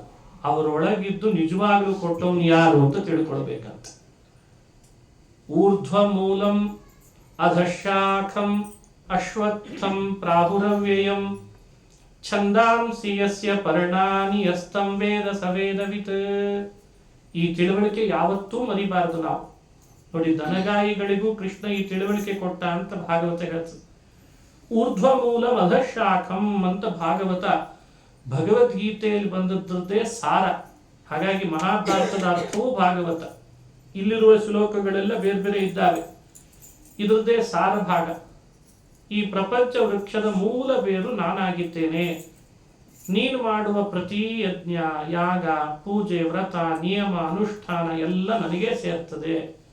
ಮರಗಳಿಗೆ ಬೇರಿಗೆ ನೀರೆರೆದ್ರೆ ಹೇಗೆ ಬೇರೆ ಕುಡಿದು ಟೊಂಗೆಗಳಿಗೆಲ್ಲ ಶಕ್ತಿ ಕೊಟ್ಟು ಆಮೇಲೆ ಹೂವು ಹಣ್ಣು ಬಿಡಿಸ್ತದೋ ಇಲ್ಲೋ, ಹಾಗೆ ನಾನ್ ಮಾಡ್ತೇನೆ ಅಂತ. ಅಧಶಾಖಂ, ಅಧಃ ಅಂದ್ರೆ ದೇವತೆಗಳು, ಅವರೆಲ್ಲ ಶಾಖಂ ಅಂದ್ರೆ ಪ್ರಪಂಚದ ರೆಂಬೆ ಕೊಂಬೆಗಳ ರೂಪದಲ್ಲಿ ಇರ್ತಾರೆ. ಹೂ ಬಿಡ್ತದೆ, ಹಣ್ಣು ಬಿಡ್ತದೆ ಅಂದ್ರೆ ಮಳೆ ಕೊಡ್ತಾರೆ, ಬೆಳೆ ಬೆಳೀತಾರೆ. ಸೂರ್ಯ ಆಗ ಚೆನ್ನಾಗಿ ಬೆಳಗ್ಗೆ ಬಂದು ಕೂಡಲೇ ಕಿರಣಗಳನ್ನ ಬೀರಿ ಕಮಲಗಳನ್ನು ಅರಳಿಸ್ತಾನೆ. ಯಾರ ಅಧೀನವಾಗಿ? ನ ತದ್ಭಾಸಯತೆ ಸೂರ್ಯೋ ನ ಶಶಾಂಕೋ ನ ಪಾವಕಃ ಯದ್ಗತ್ವಾ ನ ನಿವರ್ತಂತೆ ತದ್ಧಾಮ ಪರಮಂ ಮಮ. ಸೂರ್ಯನಿಗೆ ಸ್ವತಂತ್ರ ಶಕ್ತಿ ಇದೆ ಅಂತ ಭಾವಿಸ್ಬೇಡ. ಚಂದ್ರ ಸ್ವತಂತ್ರನಲ್ಲ, ಎಲ್ಲರೊಳಗಿದ್ದು ಮಾಡುವನು ನಾನು ಅಂತ ಉಪದೇಶ ಮಾಡಿದ. ಈ ಮಾತೆಲ್ಲ ಕೇಳಿದವರಿಗೆ ಅದ್ಭುತ ಆಯ್ತಲ್ಲ ಇದು. ಕೃಷ್ಣ, ನೀನ ಎಲ್ಲ ಜಗತ್ತಿನ ಪ್ರೇರಣೆ ಮಾಡುವ ಶಕ್ತಿ. ಅರೆ, ನಿನ್ನನ್ನೇ ನಾವು ಗೊಲ್ಲ ಅನ್ಕೊಂಡ್ವಲ್ಲೋ, ನಮ್ಮ ಸ್ನೇಹಿತ ಅಂತ ನಿನ್ನ ಹೆಗಲ ಮೇಲೆ ಕೈ ಹಾಕ್ತಿದ್ವಲ್ಲೋ ಮಾರಾಯ. ನೀನ್ ಏನು ಹೇಳ್ತಿ ಹಾಗೆ ಮಾಡ್ತೇವೆ ನೋಡು ಕೃಷ್ಣ. ಪೂಜೆ ಮಾಡು ಅಂದ್ರೆ ಮಾಡ್ತೇವೆ, ಇಲ್ಲ ಅಂದ್ರೆ ಬಿಡ್ತೇವೆ ಅಂದ್ರಂತ. ಕೃಷ್ಣ ಅಂದ, ನಾನು ಹೇಳ್ದಾಗ ಪೂಜೆ ಮಾಡೋದಾದ್ರೆ ಗೋಮಾಳಕ್ಕೆ ಮಾಡಿಬಿಟ್ರು. ಆಕಳುಗಳನ್ನು ಮೇಯಿಸ್ಲಿಕ್ಕಿರೋ ಜಾಗಕ್ಕೆ ಗೋವರ್ಧನ ಅಂತ ಹೆಸರು. ಹಿಂದೆಲ್ಲ ಹಾಗಿರ್ತಿತ್ತು ಪದ್ಧತಿ. ಹಳ್ಳಿಗಳಲ್ಲೆಲ್ಲ ಒಂದು ಗೋಮಾಳ ಅಂತ ಒಂದು ಜಾಗ ಇರ್ತಿತ್ತು, ಈಗಲೂ ಇದೆ. ಆಮೇಲೆ ಅದನ್ನು ಬೇರೆಯವ್ರ ಹೆಸರಿಗೆ ಮಾಡ್ಕೊಂಡಿರ್ತಾರೆ ಕಡಿಮೆ ರೇಟಿಗೆ ಅಂತ. ಬುದ್ಧಿವಂತರಿರ್ತಾರೆ ಭಾರಿ ಭಾರಿ. ಗೋಮಾಳದ ಜಾಗ ಎಲ್ಲ ಎಷ್ಟು ಜನ ತಗೊಂಡಿದ್ದಾರೆ ನೋಡ್ರಿ ಬೇಕಂದ್ರೆ. ಈಗ ಈ ರೀತಿ ಗೋಮಾಳ ಅನ್ನೋದನ್ನೇ ಗೋವರ್ಧನ ಅಂತ ಆ ಹೆಸರಿಟ್ಟರಂತೆ. ಅತಿ ಹೆಚ್ಚು ಗೋವುಗಳಿಗೆ ಮೇವು ಸಿಗುತ್ತಿದ್ದಂತಹ ಜಾಗ ಅದು. ಅದನ್ನೇ ಕೃಷ್ಣ ತೋರಿಸಿದ. ದಿನಾ ನಿಮ್ಮ ಆಕಳುಗಳ ಮೇವಿನ ಜಾಗ ಯಾವುದು? ಗೋಮಾಳ. ಅದರಲ್ಲಿ ದೇವರಿದ್ದಾನೆ. ಅದು ನಿಮ್ಮ ವೃತ್ತಿಗೆ ಬಹಳ ಹತ್ತಿರದ್ದು, ಅದನ್ನು ಪೂಜಿಸ್ರಿ ಅಂತಂದ. ಸರಿ ಅಂದ್ರು. ಎಲ್ಲ ಭಕ್ಷ್ಯ ಭೋಜ್ಯ ತಂದ್ರು. ಇಂದ್ರನಿಗೆ ಮಾಡೋ ಯತ್ನ ನಿಲ್ಲಿಸಿದ್ರು. ಆ ಗೋಮಾಳದ ಎದುರುಗಡೆಗಿಟ್ಟು ಅದಕ್ಕೆ ಪೂಜೆ ಮಾಡಿ ನೈವೇದ್ಯ ಮಾಡಿ ಧೂಪಾರತಿ ಮಾಡಿಬಿಟ್ರು. ಮಂಗಳಾರತಿನೂ ಮಾಡಿ ನಮಸ್ಕಾರನೂ ಮಾಡಿ ಪ್ರದಕ್ಷಿಣೆನೂ ಹಾಕಿಸಿಬಿಟ್ಟಂತೆ ಗೋವರ್ಧನಕ್ಕೆ. ಇವತ್ತಿಗೂ ಗೋವರ್ಧನ ಪ್ರದಕ್ಷಿಣೆ ಅಂತ ನಡೀತದೆ, ಹೋದರೆ ನೋಡ್ಬೋದು. ವೃಂದಾವನ ಗೋಕುಲದ ಕಡೆ ಸಂಚಾರ ಮಾಡಿದಾಗ ಅದನ್ನೂ ಮಾಡಿಸಿದ. ಇಷ್ಟಲ್ಲದೆ ಆ ಗೋಮಾಳದ ಒಳಗಿಂದ ಒಂದು ಕೈ ಬೇರೆ ಬಂತಂತೆ. ಅದು ಬಂದು ಭಕ್ಷ್ಯ ಭೋಜ್ಯಗಳಲ್ಲಲ್ಲಿ ಇಟ್ಟದ್ದನ್ನ ಬೇರೆ ತಗೊಂಡು ತಿನ್ನಂತೆ. ತಿಂದ ಮೇಲೆ ಕೃಷ್ಣ ಹೇಳ್ತಾನೆ, ಇಷ್ಟು ದಿವಸ ಯಾವತ್ತಾದ್ರೂ ಇಂದ್ರ ಈ ಕೈಗೆ ಬಂದು ತಿಂದು ಹೋಗಿದ್ನ ಅಂತ ಕೇಳಿ, ಇಲ್ಲ ಅಂದ್ಬಿಟ್ಟು. ತಸ್ಮೈ ನಮೋ ವ್ರಜಜನೈ ಸಹ ಚಕ್ರೇತ್ಮನಾತ್ಮನೇ ಅಹೋ ಪಶ್ಯತ ಶೈಲೋಸೌ ರೂಪೀನೋ ಅನುಗ್ರಹಂ ವ್ಯದಾತ್. ಅನುಗ್ರಹಂ ವ್ಯದಾತ್, ಭಕ್ಷ್ಯ ಭೋಜ್ಯ ತಂದು ತಿಂದಿದೆ ಅಂತಂದ್ರೆ ನಿಮ್ಮ ಮೇಲೆ ಅನುಗ್ರಹ ಆಗಿದೆ ಅಂತಷ್ಟೇ ಅಂತ ಸೂಚನೆ ಬೇರೆ ಹೇಳಿಬಿಟ್ಟ. ಇಷ್ಟೆಲ್ಲ ಆದಾಗ ಸಂತೋಷದಿಂದ ಇದ್ದಾರೆ ಎಲ್ಲರೂ. ಗೋವುಗಳು ಗೋಪಾಲಕರು ಸಂತೋಷದಿಂದ ಇದ್ದಾರೆ. ಇಂದ್ರನಿಗೆ ವಿಷಯ ಮುಟ್ತು. ನಾನು ಮೋಡಗಳ ಅಧಿಪತಿ, ಮಳೆ ಸುರಿಸೋದೇ ನಾನು. ನನ್ನಂಥವನಿಗೆ ಒಬ್ಬ ಪುರುಷನ ಮಾತು ಕೇಳಿ, ಒಬ್ಬ ಮನುಷ್ಯನ ಮಾತು ಕೇಳಿ ಗೋಪಾಲಕರೆಲ್ಲ ಯಜ್ಞ ಮಾಡೋದು ನಿಲ್ಲಿಸಿದ್ರಲ್ಲ, ಇವರಿಗೆ ನನ್ನ ಶಕ್ತಿ ತೋರಿಸ್ತೇನೆ ಅಂತ ಹೇಳಿ ಇಂದ್ರ ಆಗ ಮೋಡಗಳಿಗೆ ಆದೇಶ ಮಾಡಿ ಮೋಡಗಳಿಂದ ಮಳೆ ಸುರಿಸಿದ. ಸಾವರ್ತಕ ಅಂತ ಪ್ರಳಯ ಕಾಲದಲ್ಲಿ ಸುರಿಸ್ತಾವಂತ ಆ ಮೋಡ ಬಿತ್ತನೆ ಅಂತ ಮಾಡ್ತಾರಲ್ಲ, ಅದಕ್ಕೆ ಹೇಳ್ತಿದೆ. ಮೋಡ ಬಿತ್ತನೆ ಮಾಡ್ತಾರೆ ಬುದ್ಧಿವಂತರೀಗ. ಅವತ್ತಿನ ಕಾಲದಲ್ಲಿ ಸಾವರ್ತಕ ಅಂತ ಪ್ರಳಯದ ಮೋಡ, ಅದು ಎಲ್ಲೋ ಸ್ಟಾಕ್ ಅಲ್ಲೆಲ್ಲೋ ಇಟ್ಟಿರ್ತಾರಂತ ಗೋಡಾನ್ನಲ್ಲಿ. ಅದನ್ನ ಆದೇಶ ಮಾಡಿ ತರಿಸಿ ಒಂದೊಂದು ಹನಿಗಳನ್ನ ಆನೆ ಸೊಂಡೆಲ್ ಗಾತ್ರಕ್ಕೆ ಸುರಿಸಿದಾನಂತೆ. ಏನಾಗ್ಬೇಡ ಗೋಕುಲ ಹೇಳಿ, ಏನಾಗ್ಬೇಡ ವೃಂದಾವನ, ಏನಾಗ್ಬೇಡ ಗೋವುಗಳು ಎಲ್ಲ ನೀರಿನಲ್ಲಿ ಕೊಚ್ಚೋಗ್ಲಿ. ಗಣಂ ಸಾಂವರ್ತಕಂ ನಾಮ ಮೇಘಾನಾಂಚಾಂತಕಾರಿಣಂ. ಮೇಘಾನಾಂಚಾಂತಕಾರಿಣಂ, ಪರಸ್ಪರ ಮೇಲ್ಗಡೆ ಆಕಾಶದಲ್ಲಿ ಬಂದು ಅಪ್ಪಳಿಸ್ತಾ ಇದ್ರೆ ಸಣ್ಣ ಸಣ್ಣ ಮೋಡಗಳು ಛಿದ್ರ ಆಗಿ ಕೆಳಗೆ ಬಿದ್ದ್ಬಿಡ್ತಿತ್ತಂತೆ. ಮೇಘಸ್ಫೋಟ ಅಂತ ಅದಕ್ಕೆ. ಇಂದ್ರ ಪ್ರಾಚೋದಯತ್ ಕ್ರುದ್ಧೋ ವಾಕ್ಯಂಚಾಹ ಈಶಮಾನ್ಯತ. ಶಿಟ್ಟಾಗಿ ಅಹೋ ಶ್ರೀಮದ ಮಹಾತ್ಮ್ಯಂ ಗೋಪಾನಾಂ ಕಾನನೌಕಸ. ನಿಮಗೆಲ್ಲ ಕೃಷ್ಣನ ಮಾತು ಕೇಳಿ ಮದ ಬಂದಿದೆ, ತೋರಿಸ್ತೇನೆ ನನ್ನ ಶಕ್ತಿ ಏನು ಅಂತ ನೀರು ಸುರಿಸಿದ. ಇವರೆಲ್ಲ ಮತ್ತೆ ಕೃಷ್ಣನ ಶರಣು ಬಂದರು. ಕೃಷ್ಣ ಕೃಷ್ಣ ಮಹಾಭಾಗ ತ್ವನ್ನಾಥಂ ಗೋಕುಲಂ ಪ್ರಭೋ ತ್ರಾತುಮರ್ಹಸಿ ದೇವಾನ್ನಃ ಕುಪಿತಾತ್ ಭಕ್ತವತ್ಸಲ. ಹೇ ಭಕ್ತವತ್ಸಲ, ಕುಪಿತಾತ್ ಈ ದೇವತೆ ಇಂದ್ರ ಬಹಳ ಸಿಟ್ಟಾಗ್ಬಿಟ್ಟ.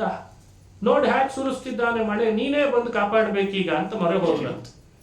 ಸರಿ ಶರಣು ಬಂದ್ರಲ್ಲ ಅಂತ ಕೃಷ್ಣ ಅವರೆಲ್ಲರ ವ್ಯಥೆ ನೋಡಿ ತಾನೇ ಸ್ವತಃ ಯಾವ ಮಾಡಕ್ಕೆ ಪೂಜೆ ಮಾಡಿಸಿದ್ದ ಬೆಟ್ಟಕ್ಕೆ ಅದನ್ನ ತನ್ನ ಕೈಯಲ್ಲಿ ಎಡಗೈಯಲ್ಲಿ ಲೀಲಯ ದಧಾರ ಲೀಲಯ ಕೃಷ್ಣ ಛತ್ರಕಂ ಇವ ಬಾಲಕಃ.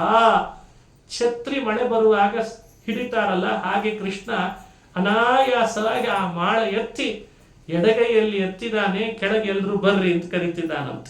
ಛತ್ರಿ ಹಿಡಿದಾಗ ಆಯ್ತು. ಬಹಳ ಅಗಲ ಇದೆ ಅದು, 9 ಯೋಜನೆ ಇದೆ ಇವತ್ತಿಗೂ, ಬಹಳ ಅಗಲ. ಅಷ್ಟು ಅಗಲದ್ದು ಹಿಡಿದ ಮೇಲೆ ಒಂದು ಊರೇ ಎತ್ತದ ಹಾಗಾಗಿತ್ತಂತೆ. ಇಡೀ ಊರೇ ಎತ್ತದ ಹಾಗಾದಾಗ ಕೆಳಗಡೆಯಲ್ಲಿ ಹೆಚ್ಚೆಚ್ಚು ಅವಕಾಶ ಸಿಕ್ತು. ಅಲ್ಲಿಗೆ ಎಲ್ಲರನ್ನ ಕರೆದ. ಒಳಗೆ ಎಲ್ಲರೂ ಆಶ್ರಯ ಪಡೀರಿ ಅಂತಂತಾನೆ.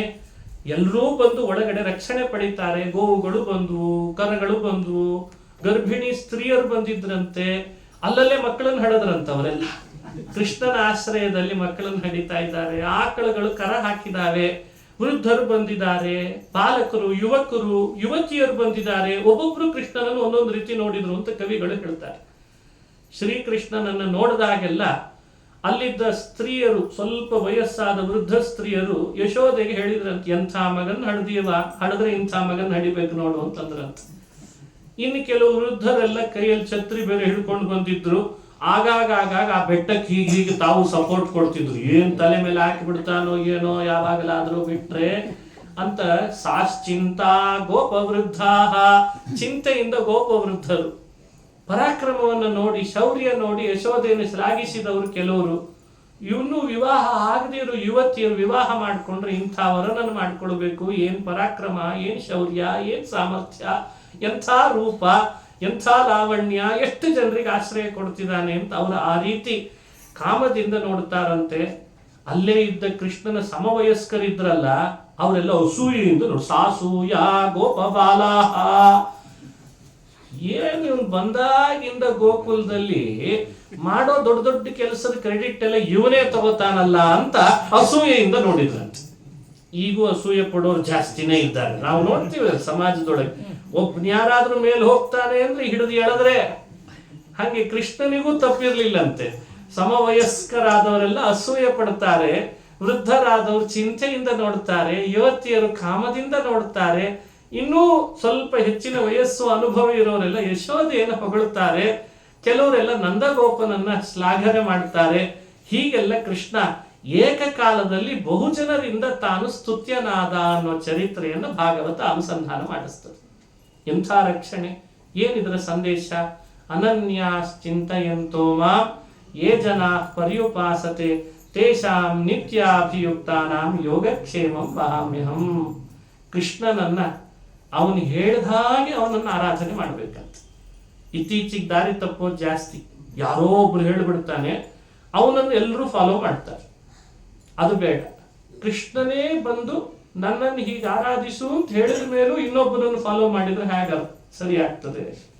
ಕೃಷ್ಣನೇ ಹೇಳಿದ, ಅನನ್ಯಾಶ್ಚಿಂತಯಂತೋ ಮಾಂ, ನನ್ನೊಬ್ಬನನ್ನ ಸರ್ವೋತ್ತಮ ಅಂತ ಧ್ಯಾನ ಮಾಡು, ಚಿಂತಿಸು, ಆರಾಧಿಸು, ಶ್ರದ್ಧೆ ಮಾಡು. ಉಳಿದ ದೇವತೆಗಳೆಲ್ಲ ನನ್ನ ಪರಿವಾರ ಅಂತ ಭಾವಿಸು. ಆಗ ನಿನ್ನ ಯೋಗಕ್ಷೇಮದ ಜವಾಬ್ದಾರಿ ನಂದು. ಅನನ್ಯಾಶ್ಚಿಂತಯಂತೋ ಮಾಂ. ಎಲ್ಲ ಗೊಲ್ಲ ಬಾಲಕರು ಅನನ್ಯ ಚಿಂತನೆ ಮಾಡಿದ್ದಾರೆ. ಅಂದ್ರೆ ಇಂದ್ರಾದಿ ದೇವತೆಗಳೆಲ್ಲ ಕೃಷ್ಣನ್ ಪರಿವಾರ, ಕೃಷ್ಣ ಒಬ್ಬನೇ ಪರದೈವ ಅಂತ ಚಿಂತಿಸಿದ್ದಕ್ಕೆ ಅವ್ರಿಗೆ ಬಂದ ಆಪತ್ತನ್ನ ಕೃಷ್ಣನೇ ರಕ್ಷಿಸಿ ಯೋಗಕ್ಷೇಮಂ ವಹಾಮ್ಯಹಂ, ಅವರ ಯೋಗಕ್ಷೇಮವನ್ನು ತಾನು ಹೊತ್ತು ತೋರಿಸಿದ ಕಥೆ ಅಂತ ಚಿಂತನೆ ಮಾಡಬೇಕಂತ. ಇದನ್ನೇ ಭಾವಿಸ್ಬೇಕು. ಹೀಗೆ ನಾವು ಅನುಸಂಧಾನಕ್ಕೆ ತರಬೇಕು. ಆಮೇಲೆ ರಹಸ್ಯದಲ್ಲಿ ಇಂದ್ರ ಬಂದು ಕೃಷ್ಣನ ಸ್ತೋತ್ರ ಮಾಡಿದ. ವಿಶುದ್ಧ ಸತ್ವಂ ತವಧಾಮ ಶಾಂತಂ ತಪೋಮಯಂ ಧ್ವಸ್ತ ರಜಸ್ತಮಸ್ಕಂ ಮಾಯಾಮಯೋಯಂ ಗುಣ ಸಂಪ್ರವಾಹೋ ನ ವಿದ್ಯತೆ ತೇ ಗ್ರಹಣಾನುಬಂಧ. ಹೇ ಕೃಷ್ಣ, ನಿನ್ನನ್ನೊಬ್ಬ ಪರಮ ಪುರುಷ ಅಂತ ತಿಳಿದೆ, ಯಾರೋ ಸಾಮಾನ್ಯ ಮನುಷ್ಯ ಅಂತ ಭಾವಿಸ್ಬಿಟ್ಟೆ. ಇದಕ್ಕೆಲ್ಲ ಕಾರಣ ನನ್ನ ಬುದ್ಧಿಯಲ್ಲಿ ಸೇರಿಕೊಂಡು ನನ್ನ ಮಾಯಿ ನಿನ್ನ ಮಾಯಿ. ಆ ಮಾಯಾದಿಂದ ನಾನು ಮನಸ್ಸನ್ನ ಕೆಡಿಸ್ಕೊಂಡೆ. ಈಗ ನನಗೆ ಅರ್ಥ ಆಯ್ತು, ಈ ಬೆಟ್ಟ ಎತ್ತಿದ್ದು 7 ರಾತ್ರಿ, ಒಂದಲ್ಲ ಎರಡಲ್ಲ, 7ನೇ ವಯಸ್ಸಿಗೆ 7 ರಾತ್ರಿ ಕಳೆಯುವವರೆಗೂ ಕೃಷ್ಣ ಬೆಟ್ಟ ಹಿಡಿದಿದ್ದಂತ. ಕೊನೆಗೂ ತಾನು ಇಳಿಸ್ಲಿಲ್ಲ, ಹಾಗೇನೆ ಸಾಕಾಯ್ತಪ್ಪ, ಕೈಗಿನ್ನು ಸುಸ್ತಾಯ್ತು ಅಂತ ಕೇಳಿ ಇಳಿಸಿದ್ದಂತೆ. ಇಳಿಸಂದ್ರೆ ಇಳಿಸ್ತೇನೆ, ಇಲ್ದಿದ್ರೆ ಹಿಡಿದೇ ಇಡ್ತೇನೆ ನಿಂತಿದ್ದಂತೆ. ಆಮೇಲೆ ಅಂದ್ರು ಕೃಷ್ಣ, ಸಾಕಪ್ಪ, ಮಳೆ ನಿಂತಿದೆ, ಮೋಡ ಹೊರಟೋಗಿದೆ, ಒಂದು ಹನಿನೂ ಇಲ್ಲ, ಎಲ್ಲೆಡೆಯಲ್ಲಿ ಒಣಗಿದೆ, ನಮ್ಮ ಮನೆಗೆ ಹೋಗೋಣ, ಇನ್ನು ನಮ್ಮ ಗುಡಿಸಲು ಕಟ್ಕೋತೇವೆ, ಮತ್ತೆ ಬೇಡ ಇಳಿಸು ಅಂತ ಒತ್ತಾಯ ಮಾಡಿದ್ದು ಕೃಷ್ಣ ಇಳಿಸಿದ್ನಂತೆ.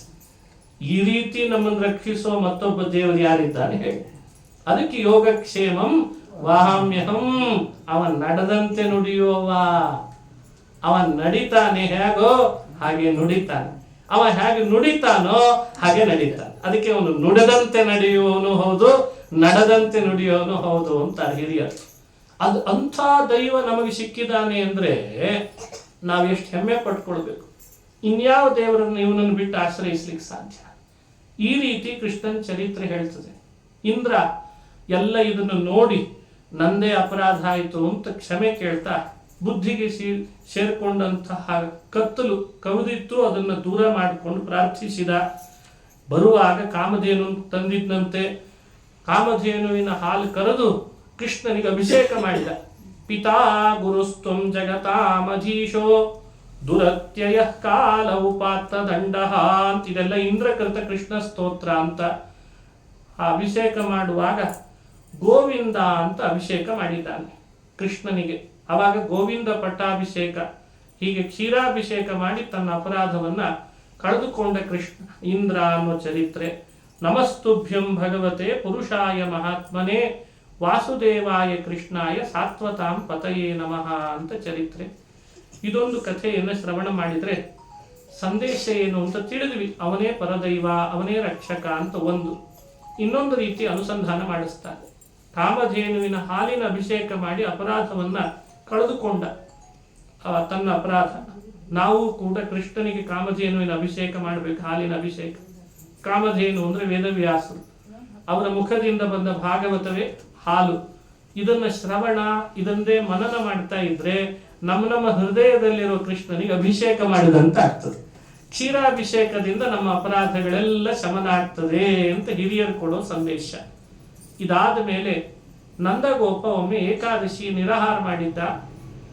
ಸ್ನಾನಕ್ಕೆ ಅಂತ ಕಳಿಸಿದ್ದು ದ್ವಾದಶಿ ಬೆಳಗ್ಗೆ ಪೂಜೆಗೆ ಬೇಗ ಎಬ್ಬಿಸಿ ಸ್ನಾನಕ್ಕೆ ಹೋಗುವಾಗ ಸಮಯ ನೋಡ್ಕೊಳ್ಳಿಲ್ಲ, ನಿಶೀಥ ಕಾಲದಲ್ಲಿ ಹೋಗಿದ್ದಾನೆ. ವರುಣನ ಪಾಶ ಹಾಕಿ ವರುಣ ಭೃತ್ಯರೆಲ್ಲ ವರುಣಲೋಕ ಕಳ್ಕೊಂಡು ಹೋದ್ರು. ಯಶೋದೆ ಪಾಪ ಚಿಂತಿತಳಾದ, ಕೃಷ್ಣ ಯಾಕೋ ನಿಮ್ಮಪ್ಪ ಸ್ನಾನಕ್ಕೆ ಹೋದವನು ಬರಲಿಲ್ಲ ನೋಡಿ ಬಾ ಅಂತ. ಕೃಷ್ಣನನ್ನು ಯಮುನಾ ನದಿ ತೀರಕ್ಕೆ ಬಂದ. ವರುಣ ಲೋಕಕ್ಕೆ ಹೋಗಿದ್ದಾನೆ ಅಂತ ಗೊತ್ತಾಯಿತು. ವರುಣ ಲೋಕಕ್ಕೆ ಹೋಗ್ಬಿಡ್ತಾನೆ. ವರುಣ ಶ್ರೀಕೃಷ್ಣ ಬಂದಿದ್ದಾನೆ ಮನೆ ತನಕ ಅಂತ ಪಾದ ತೊಳೆದು ಏನ್ ಆದೇಶ ಮಾಡು ಸ್ವಾಮಿ ಅಂತ ಕೇಳಿದ್ದಂತೆ, ನಮ್ಮ ಅಪ್ಪನ ತಗೊಂಡು ಬಾ ಅಂತಂದ. ಅವನಿಗೆ ಪಾಶ ಹಾಕಿದ್ದನ್ನು ಬಿಡಿಸಿ ತಪ್ಪಾಯಿತು ಅಂತ ವರುಣ ಕ್ಷಮೆ ಕೇಳೋದನ್ನು ನಂದಗೋಪನಿಗೆ ತೋರಿಸಿದ್ದಂತೆ ಕೃಷ್ಣ.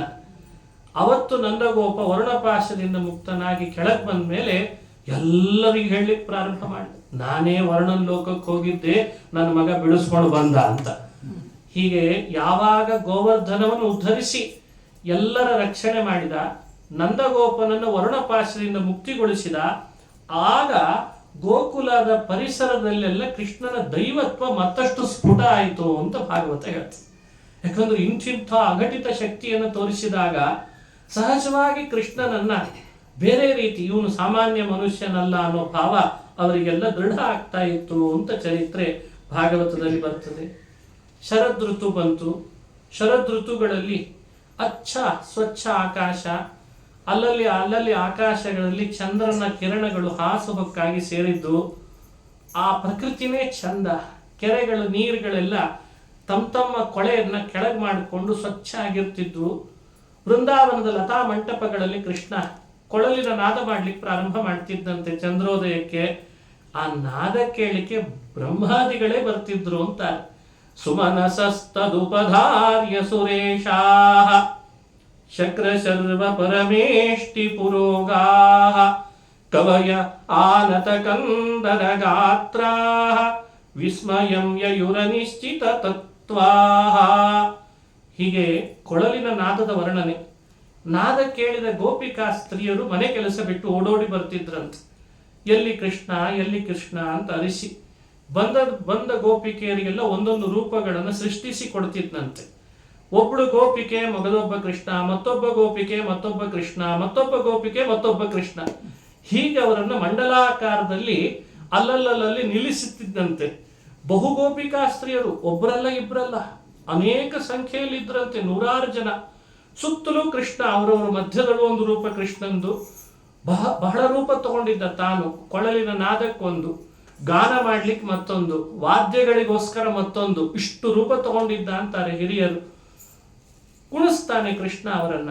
ಹ್ಯಾಕ್ ಕುಣಿಸ್ತಿದ್ದ ಅದನ್ನು ವರ್ಣಿಸಿದ್ದಾರೆ. ಮಂಡಲೀಕೃತ ಮನೋರಮ ರಾಮ ಕುಂಡಲದ್ಯುತಿ ಸುದೀಪಿತ ಸೀಮಾ ಗಂಡ ಚುಂಬನ ಕುತೂಹಲ ಕಾಮ ಖಂಡಿತಾನನ ಸರೋರುಹ ಧಾಮ.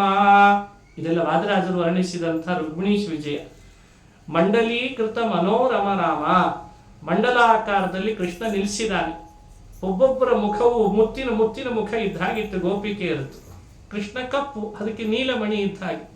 ಮೇಲಿನಿಂದ ನೋಡಿದ್ರೆ ಒಂದು ಮುತ್ತು ಒಂದು ನೀಲಮಣಿ, ಮುತ್ತು ನೀಲಮಣಿ ಪೋಣಿಸಿ ಮಾಡಿದ ಹಾರವೇ ಎದ್ದು ಕುಣಿದು ಬರೋ ಹಾಗೆ ಕಾಣಿಸ್ತಿತ್ತಂತೆ. ಹೀಗೆ ಗೋಪಿಕಾ ಸ್ತ್ರೀಯರನ್ನ ಕೃಷ್ಣ ಹಾರದಂತೆ ಕುಣಿಸಿದ.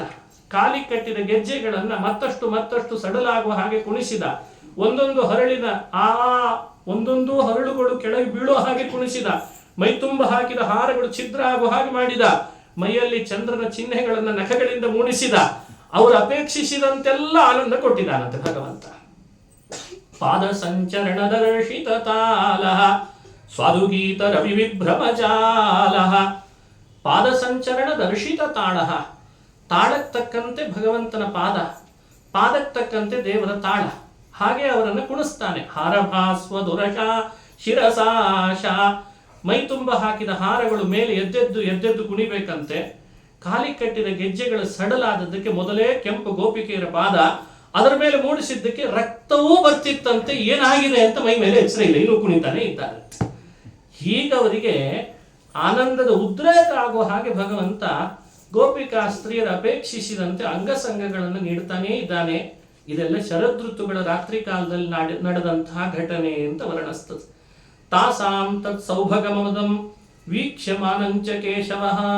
ಪದೇ ಪದೇ ಹೀಗೆ ಕೃಷ್ಣ ಅವರೊಟ್ಟಿಗೆ ವಿಹಾರ ಮಾಡಿ ಅವರವರ ಅಪೇಕ್ಷೆಯಂತೆ ಒಬ್ಬಳನ್ನು ಹೊತ್ತ, ಒಬ್ಬಳನ್ನು ತೊಡೆ ಮೇಲೆ ಮಲಗಿಸಿಕೊಂಡ, ಇನ್ನೊಬ್ಬಳ ತೊಡೆ ಮೇಲೆ ತಾನು ಮಲಗಿದ, ಮತ್ತೊಬ್ಬರನ್ನ ಭಗವಂತನೇ ಸ್ವತಃ ಎತ್ತಿಕೊಂಡು ಹೋಗ್ತಾ ಇದ್ದಂತೆ. ಇಂಥವೆಲ್ಲ ಹೇಳಿದ್ದಾರೆ. ಎಷ್ಟೆಷ್ಟು ಕೃಷ್ಣ ಅವರಿಗೆ ವಶನಾಗಿದ್ದ. ಭಕ್ತವತ್ಸಲ, ಭಕ್ತಾಪರಾಧ ಶ್ರೀಹರಿ ಸಹಿಷ್ಣು ಆ ರೀತಿ ವಶನಾದ. ಈ ರೀತಿ ವಶನಾದಾಗ ತಾಭಿ ಸಮೇತಾಭಿರುದಾರ ಚೇಷ್ಟಃ ಪ್ರಿಯೇಕ್ಷಣೋತ್ಫುಲ್ಲಮುಖೀಭಿರಚ್ಯುತಃ. ಇಷ್ಟಿಷ್ಟು ಕೃಷ್ಣ ಅಷ್ಟು ಸನಿಹದಲ್ಲಿದ್ದದ್ದಕ್ಕೆ ಅವರ ಮನಸ್ಸಿನಲ್ಲಿ ಭಾವ ಬಂತು, ಇನ್ನೇನು ಕೃಷ್ಣ ನಮ್ಮನ್ನು ಬಿಟ್ಟಿರ್ಲಾರ ಅಂತ. ಅವನಿಗೆ ಇನ್ಯಾರು ಬೇಕು, ಮತ್ತೆ ನಾವಲ್ಲದೆ ಇನ್ಯಾರು ಅಂತ ಅವರ ಭಾವ ಬಂತು.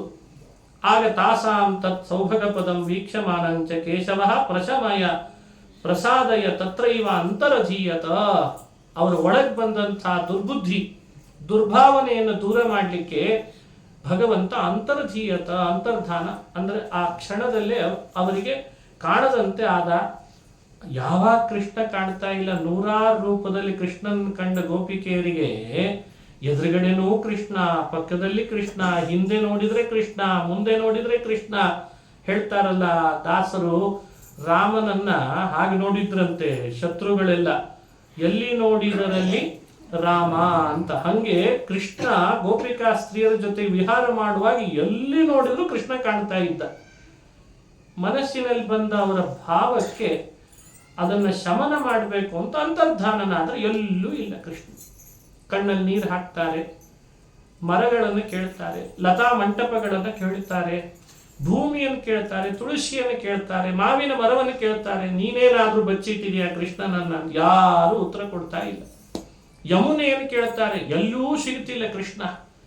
ಆಗ ಅವರು ಇನ್ನೇನು ಕೃಷ್ಣ ಸಿಗದಿದ್ರೆ ನಾವು ಬದುಕಿ ಆದ್ರೂ ಲಾಭ ಅಂತ ದುಃಖ ತೋಡ್ತಾರಲ್ಲ, ಆ ದುಃಖವೇ ಹಾಡಾಯ್ತಂತೆ. ಜಯತಿ ತೇಧಿಕಂ ಜನ್ಮನಾ ವ್ರಜ ಶ್ರಯತ ಇಂದಿರಾ ಸಾಧು ತತ್ರ ಹಿ ದೈತ ದೃಶ್ಯತಾಂ ತ್ವಾದಿ ದೃಶ್ಯತಾಂ ತ್ವಯಿ ಘೃತಾಸವ ತ್ವಾಂ ವಿಚಿನ್ವತೆ ಶರದುದಾಶಯೇ ಸಾಧು ಜಾತ ಸರಸಿ ಜೋದರ ಶ್ರೀಮುಷಾದೃಶ ಸುರತನಾಥತೆ ಅಶುಲ್ಕದಾಸಿಕಾ ವರದ ನಿಘ್ನತೋ ನೇಹ ಕಿಂವದ ವಿಷಜಲಾಶಯಾತ್ ಜ್ಞಾನರಾಕ್ಷಸಾತ್ ವರ್ಷ ಮಾರುತಾದ್ ವೈದ್ಯುತಾನಲಾತ್ ವಿಷಮಯಾದ್ಭಯಾದ್ ವಿಶ್ವತೋ ಮುಖಾತ್ ವೃಷಭತೆ ವಯಂ ರಕ್ಷಿತಾಮುಹು. ದಿನ ಹೇಳ್ಬೇಕು ಅಂತಿದೆ ಇದನ್ನ. ಈಗೀಗ ಬರ್ತಿರೋ ದಾಸರ ಹಾಡೆಲ್ಲ ಹೇಳ್ಕೊಳ್ಲಿಕ್ಕೆ ಶುರು ಮಾಡಿದ್ದೇವೆ. ಗೋಪಿಕಾ ದಾಸರು ಮಾಡಿರೋ ಹಾಡೇ ಹೇಳ್ತಾ ಇಲ್ಲಲ್ಲ ಅನ್ನೋದು ಕೊರಗಿವತ್ತು. ವೇದವ್ಯಾಸರು ಪುರಾಣಗಳಲ್ಲಿ ಮಾಡಿಟ್ಟ ಇಂಥ ಗೋಪಿ ಗೀತೆಗಳನ್ನ ಮನೆಯಲ್ಲಿ ಹೇಳಲೇಬೇಕು ಅಂತಾರೆ ಹಿರಿಯರು. ಯಾವತ್ತೂ ಬಿಡಬಾರ್ದು. ಅಷ್ಟು ಅದ್ಭುತ ಗೋಪಿಕಾ ಸ್ತ್ರೀಯರ ಗೀತೆ. ಇದನ್ನು ಹೇಳಿದ ಮೇಲೆ ಕೃಷ್ಣ, ಇನ್ನು ನೀನು ಬರದೇ ಹೋದ್ರೆ ನಾವು ಪ್ರಾಣ ಬಿಡ್ತೇವೆ ಅಂತ ಕೊನೆಗೆ ಅವರು ಆಡಿದ ಮಾತಿಗೆ ತಕ್ಷಣ ಅವ್ರ ಎದುರುಗಡೆ ಬಂದಿದ್ದಾನಂತ. ತಾಸಾಂ ಆವಿರಭೂತ್ ಶೌರಿ. ಭಗವಂತ ಅವರ ಎದುರುಗಡೆಗೆ ಬಂದು ನಿಂತು ಸ್ವಯಮಾನ ಮುಖಾಂಬುಜ ಪೀತಾಂಬರಧರಸ್ರಗ್ವಿ ಸಾಕ್ಷಾನ್ ಮನ್ಮಥ ಮನ್ಮಥಃ. ಮನ್ಮಥನಿಗೆ ಮನ್ಮಥನೆನಿಸಿದ ಶ್ರೀಹರಿ ಅವರ ಎದುರುಗಡೆಗೆ ಬಂದು ದರ್ಶನನೇ ಕೊಟ್ಟ ಅಂತ ಕಥೆ. ಹಾಗಾದ್ರೆ ಗೋಪಿಕಾ ಸ್ತ್ರೀಯರು ಮಾಡಿದ ಆ ರೋದನವೇ ಗಾನವಾಯ್ತಂತೆ. ಕೆಲವರು ಗಾನವೂ ರೋದನವಾಗಿ ಬಿಡುತ್ತೆ. ಆದ್ರೆ ಕೃಷ್ಣನ ಕುರಿತು ಮಾಡಿದ ಗೋಪಿಕೆಯರ ರೋದನ, ಯಾಕಂದ್ರೆ ರುರುದುಹು ಸುಸ್ವರಂ ರಾಜನ್ ಕೃಷ್ಣ ದರ್ಶನ ಲಾಲಸಾಹ.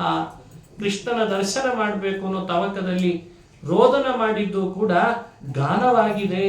ಗಾನ ಮಾಡಿದ್ದೆ ಕೃಷ್ಣನಿಗೆ ಪ್ರೀತಿ ತಂದು ಕೊಟ್ಟಿದೆ, ಅವನ ದರ್ಶನಕ್ಕೆ ಕಾರಣ ಆಗಿದೆ. ಹಾಗಾದ್ರೆ ನಾವು ಕೃಷ್ಣ ದರ್ಶನ ಲಾಲಸರಾಗಿದ್ರೆ, ನಿಜವಾಗ್ಲೂ ಕೃಷ್ಣ ನೋಡ್ಬೇಕು, ಮಾತನಾಡಿಸ್ಬೇಕು, ಅವನ ಸ್ಪರ್ಶ ಮಾಡಬೇಕು ಅಂತ ಅಪೇಕ್ಷೆ ಇದ್ರೆ ಗೋಪಿ ಗೀತೆಯನ್ನು ಎಲ್ಲರೂ ಪಾರಾಯಣ ಮಾಡಬೇಕು. ಅದನ್ನ ದಿನಾ ಹೇಳಿಕೊಡ್ಬೇಕು, ಮಕ್ಕಳಿಗೆ ಹೇಳಿಕೊಡ್ಬೇಕು. ಅವರು ಚೆನ್ನಾಗಿ ಹೇಳ್ತಾರೆ ಅದನ್ನು. ಸಣ್ಣ ಸಣ್ಣ ವಯಸ್ಸಿದ್ದಾಗ ಹೇಳ್ಕೊಟ್ಬಿಟ್ರೆ ಎಲ್ಲ ಅವಾರ್ಡು ಅವರಿಗೆ ಬರ್ತದೆ. ಇನ್ನೇನು ಹೇಳೋಣ, ಲಿಟಲ್ ಲಿಟಲ್ ಚಾಂಪ್ ಎಲ್ಲ ಅವಾರ್ಡ್ ಅವರಿಗೆ ಬರ್ತದೆ, ಬೇಕಂತ ಎಲ್ಲ ಬರ್ತದೆ. ಅಂಥ ಅದ್ಭುತವಾದ ಶಕ್ತಿ ಗೋಪಿ ಗೀತೆಗಿದೆ. ಏನ್ ಸುಂದರ ಇದರ ಅರ್ಥ. ಅದರದ್ದೇ ಒಂದು ಅರ್ಥ ಚಿಂತನೆ ಮಾಡುವ ಒಂದು ಸಮಯ ನೋಡ್ಕೊಳ್ಬೇಕು, ಅವನ್ನೆಲ್ಲ ಚಿಂತಿಸ್ಬೇಕು. ಶ್ರವಣ ಮಂಗಲಂ ಶ್ರೀಮದಾತತಂ ಭುವಿ ಗೃಣಂತಿ ತೇ ಭೂರಿದಾ ಜನಾ. ಶ್ರವಣ ಮಂಗಲಂ, ಭಗವಂತನ ಕಥೆ ಅಂದ್ರೆ ಮಂಗಳಮಯ. ತವ ಕಥಾಮೃತಂ ತಪ್ತ ಜೀವನಂ, ತವ ಕಥಾಮೃತಂ ತಪ್ತ ಜೀವನಂ. ಭಗವಂತನ ಕಥೆ ಅಮೃತದಂತಿದೆ, ಸಂಸಾರದಲ್ಲಿ ಬೆಂದೋದಂಥವರಿಗೆ ಜೀವನಪ್ರದವಾಗಿದೆ ಅಂತ ಗೋಪಿಕೆಯರು ಮನಗಂಡಿದ್ದಾರೆ. ಅಂಥ ಅದ್ಭುತ ಈ ಗೋಪಿಕಾ ಗೀತೆ. ಅದನ್ನು ಶ್ರವಣ ಮಾಡಬೇಕು. ಇನ್ನು ಮುಂದಿನ ಕಥೆಯನ್ನು ಮತ್ತೆ ನಾಳೆ ಚಿಂತಿಸೋಣ ಅಂತ ಹೇಳ್ತಾ ಶ್ರೀ ಕೃಷ್ಣಾರ್ಪಣಮಸ್ತು. ಹರಯೇ ನಮಃ. ಒಂದು ಸ್ತೋತ್ರ ಇವತ್ತು ಕೂಡ